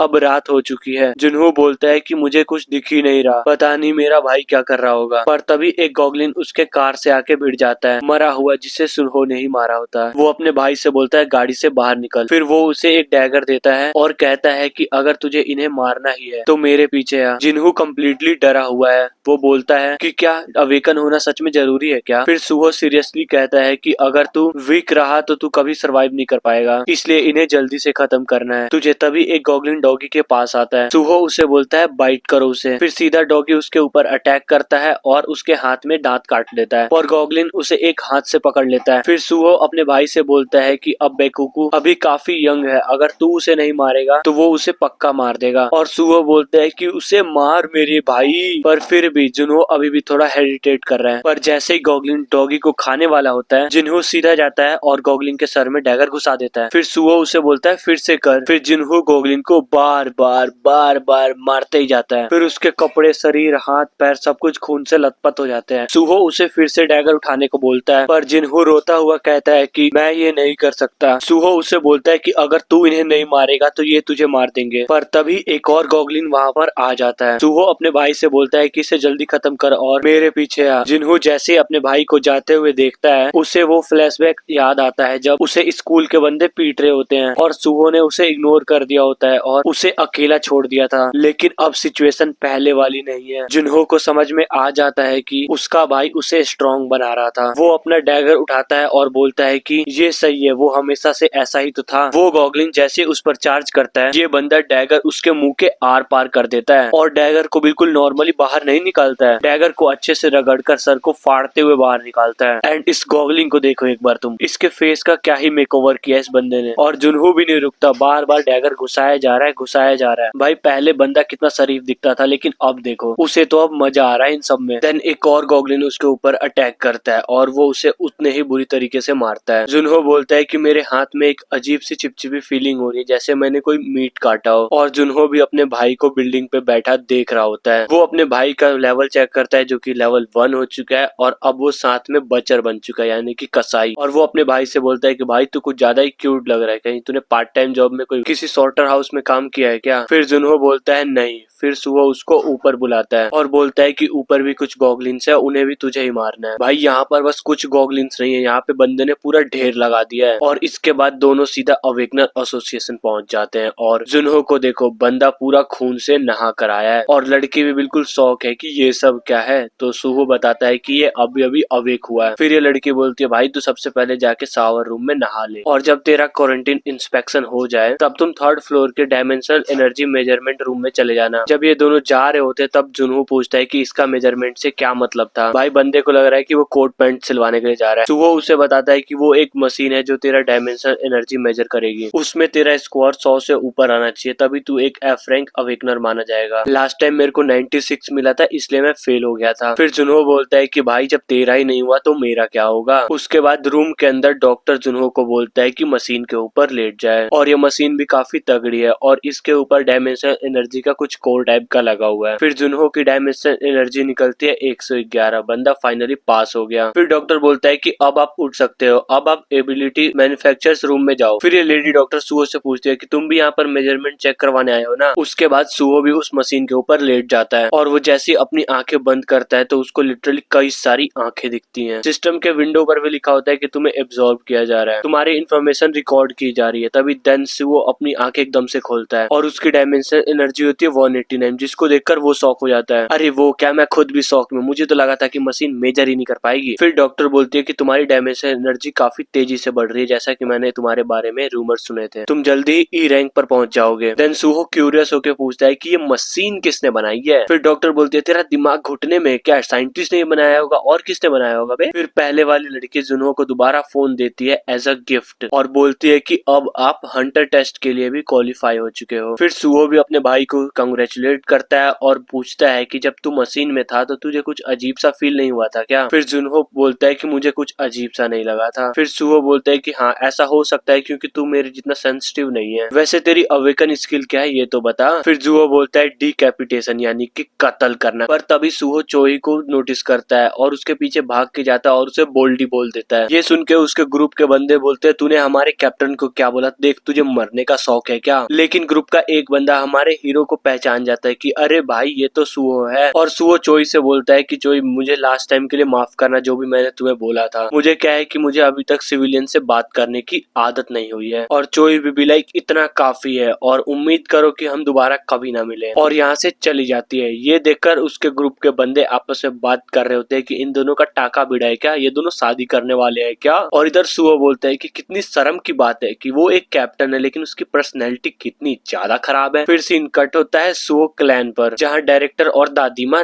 वाइन पी रहे होते हैं। फिर मीसो बोलती है कि ये वाइन कितनी अच्छी है। फिर दादी माँ बोलती है कि ये कितनी अच्छी बात है कि तुम जैसी लड़की इतनी ज्यादा खाती पीती है, और मेरे हस्बैंड ने इस वाइन को 10 साल पहले बनाया था लेकिन अब उनकी मौत हो गई है और वो तो बेचारा टेस्ट भी नहीं कर पाया। तभी मीसो बोलती है कि उन सभी मॉन्स्टर्स को तो मरना ही चाहिए। तभी दादी बोलती है कि पाक सुहो को आने में तो काफी टाइम लग रहा है। लेकिन तभी वो दोनों वहाँ पर आ जाते हैं और जुनहो को बेटा उन दोनों को ग्रीट करता है और बोलता है कि आप इतना लेट कैसे हो गए। और मीसो सुहो को हेलो बोलती है लेकिन हमारा हीरो भी लाइक अबे तू है कौन। सुहो उसका स्टेटस चेक करता है जहाँ पर उसका रैंक ए निकलता है और लेवल 2। तो सुहो उससे बोलता है कि अच्छा तो तुम रिटर्नी ब्यूरो की कैप्टन हो, जो कि अवेकनर ब्यूरो का ही एक पार्ट है, लेकिन एक कैप्टन मेरे घर में क्या कर रही है। फिर मीसे उससे बताती है कि मैं यहाँ पर तुम्हारे साथ एक कॉन्ट्रैक्ट साइन करने के लिए आई हूँ। फिर हमारा हीरो भी लाइक अबे एक कॉन्ट्रैक्ट, अब ये क्या चीज है। फिर मीसो उससे पूछते है कि क्या तुम्हें पता है कि रिटर्नर्स का ऑफिशियल नाम क्या है, और इस बारे में हमारे हीरो को घंटा नहीं पता। फिर मीसो बोलती है कि उसे ह्यूमन कोऑर्डिनेशन कहते हैं और वो उसे एक्सप्लेन करती है कि जब तुम अर्थ पर रिटर्न आए थे तब तुम एक रेड पोर्टल से बाहर आए थे, राइट। फिर सुबह भी लाइक हाँ शायद वो रेड पोर्टल ही था। फिर मीसो उसे बताती है कि जब कोई रेड पोर्टल से आता है तब कुछ कंडीशन मीट होती है, तो वो पोर्टल दोबारा ओपन हो सकता है और एक ब्रिज पोर्टल बन सकता है जिससे आ भी सकते हैं और जा भी सकते हैं। उसकी बात सुन के सुहो सोचते हैं कि यानी कि मैं अपने दोस्तों से दोबारा मिल सकता हूँ। आगे चोई कहती है कि अवेकन डिपार्टमेंट को शक है कि ये नया चौथा प्लेनेट है। अगर ये बात सच है तो साउथ कोरिया दुनिया का पहला ऐसा देश होगा जिसके पास चौथे ग्रह तक पहुंचने के लिए ब्रिज पोर्टल होगा। तो सुहो पूछता है कि ये कब बनेगा, तो मिसो बताती है कि कम से कम 99 दिन। यार पूरे का पूरे 100 ही बोल देते कम से कम। तो सुहो पूछता है कि फिर तुम्हें मुझसे क्या चाहिए, तो मिसो बताती है कि तुम बस इस कंट्री को छोड़ के किसी और कंट्री में मत जाना जब तक ब्रिज पोर्टल ओपन ना हो जाए। तो सुहो पूछता है कि ऐसा क्यों, तो मिसो बोलती है कि हम नहीं चाहते कि तुम सेकंड ली संगू बन जाओ। तो सुहो पूछता है कि अब ये बंदा कौन है,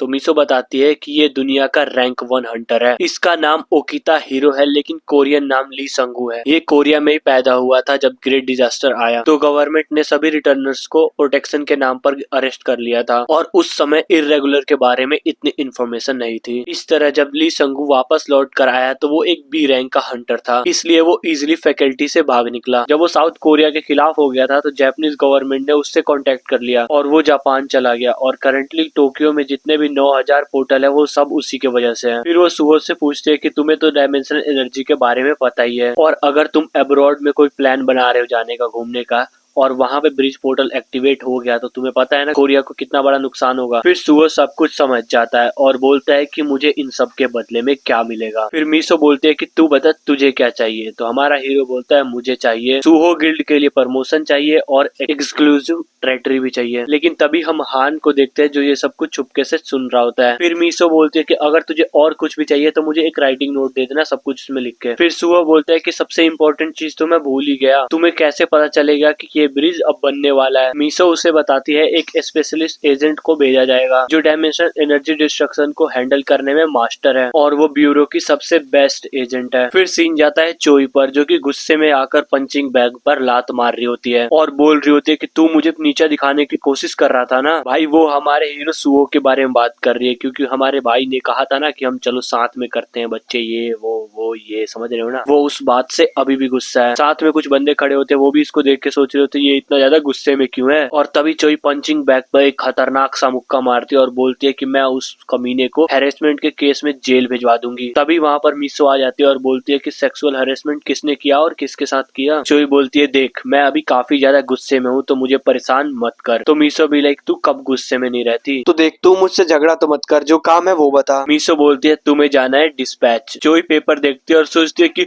हमेशा हमेशा मैं ही क्यों फंसती हूँ। मिसो उसको बोलती है कि तू इस काम के लिए सबसे सही बंदी है, तुम डिटेक्शन टीम में बहुत ज्यादा बेस्ट हो। लिटरली उसकी बातें सुनकर चोई को बहुत ज्यादा गुस्सा आ रहा है। तो मिसो बोलती है कि सोचो अगर सिटी के बीच में कोई पोर्टल खुल जाए और हमें पता भी ना हो कि वो किस प्लेनेट से जुड़ा है तो क्या होगा। देन चोई कहती है कि वो एक नर्क जैसा होगा। तो मिसो उससे बोलती है कि अगर तुम्हें थोड़ा सा भी डायमेंशनल फ्रैक्चर का संकेत मिले तो पाक सोहू को लेके वहां से निकल जाना, तब तक तुम पूरे टाइम उसके साथ ही रहना, समझी। ये बोलकर मिसो वहां से चली जाती है और इधर चोई इरिटेट होते हुए बोलते एक दिन मैं रिजाइन कर दूंगी इस जगह से। फिर सीन जाता है सुहो के घर पे जहाँ सब कोई खाना खा रहा होता है। तभी जिन्हू हान से पूछता है कि तू इतना खुश कैसे है। हान बताता है कि इसलिए क्योंकि हमने अपने क्लैन के प्रमोशन का टेस्ट पास कर लिया है और अब से हम लेवल 2 डंजन भी टैकल कर सकते हैं। फिर सुहो बोलता है कि ये तो काफी अच्छी न्यूज है। तो जिन्हू बोलता है कि पर अगर हमें लेवल 2 डंजन में घुसना है तो हमें रैंक बी होना चाहिए ना, और अभी तो हमारे पास लोग भी काफी कम है, इसलिए मुझे लगता है कि अभी हमें लेवल 1 डंजन पे ही फोकस करना चाहिए। फिर हान बोलता है कि तू बिल्कुल सही बोल रहा है लेकिन जब तक हमारे पास सुहो है तब तक लेवल 2 डंजन हमारे लिए बच्चों जैसा है। लेकिन सुहो बोलता है कि पहले हम लेवल 1 डंजन से पैसा कमाएंगे, फिर स्किल बुक खरीद के अपना लेवल बढ़ाएंगे और जब हम रेडी हो जाएंगे तब हम अटैक ग्रुप भी बनाएंगे, मेंबर्स को ऐड भी करेंगे अगर नीड हुई तो। तभी यहाँ पर मोंक भी आ जाता है। हान उसे देखकर काफी खुश होता है और पूछता है कि क्या तूने खाना खा लिया क्या। मोंक बोलता है कि हाँ और चलो चले। फिर सीन शिफ्ट होता है जहाँ पर कई सारी कार लाइन में लगी होती हैं और सब लोग पोर्टल की तरफ जा रहे होते हैं। पर तभी ये हंटर जो सुहो को सबसे पहली बार डंजन के अंदर लेके गया था वो सुहो के ग्रुप को देख लेता है और दौड़ के उनके पास जाता है और वो सुहो को ग्रीट करता है और बोलता है कि काफी लंबे समय बाद मिले और मैंने न्यूज सुना कि तूने अपना कोई नया ग्रुप बना लिया है, क्लैन बना लिया है। फिर सुहो उससे उसके फ्रेंड्स के बारे में पूछता है कि वो सब कैसे हैं। ये सुन के बंदे का एक्सप्रेशन बिल्कुल ही बदल जाता है और बोलता है कि वो सब मजे ही कर रहे होंगे और क्या करेंगे। फिर सुहो बोलता है कि तो तू इस वनडे पार्टी में क्या कर रहा है। तभी इस हंटर को उसके पार्टी के मेंबर्स बुलाते हैं कि जल्दी आ जाओ अब हम जाने वाले हैं। फिर ये हंटर बोलता है कि ठीक है अब मुझे जाना होगा, तुझसे मैं बाद में कांटेक्ट करता हूँ। फिर मोंक सुहो से पूछता है कि ये कौन था, तो सुहो बताता है कि ये मेरा एक डंजन फ्रेंड है और इसी के साथ वो भी डंजन के अंदर चले जाते हैं। पर तभी हम एक अननोन आदमी को देखते हैं जो सुअर के ग्रुप को जाता हुआ देखता है और एक क्रीपी सी स्माइल कर रहा होता है। और हाँ, मुझे पता है कि तुम्हें ये सीरीज काफी ज्यादा पसंद आ रही है और तुम चाहते हो इस सीरीज को मैं कंटिन्यू रखूं, तो कमेंट में नेक्स्ट पार्ट लिखना मत भूलना। और मेरे चैनल पे डेली वीडियोस आती हैं तो इस चैनल को सब्सक्राइब कर लो क्योंकि ये चैनल अच्छा है।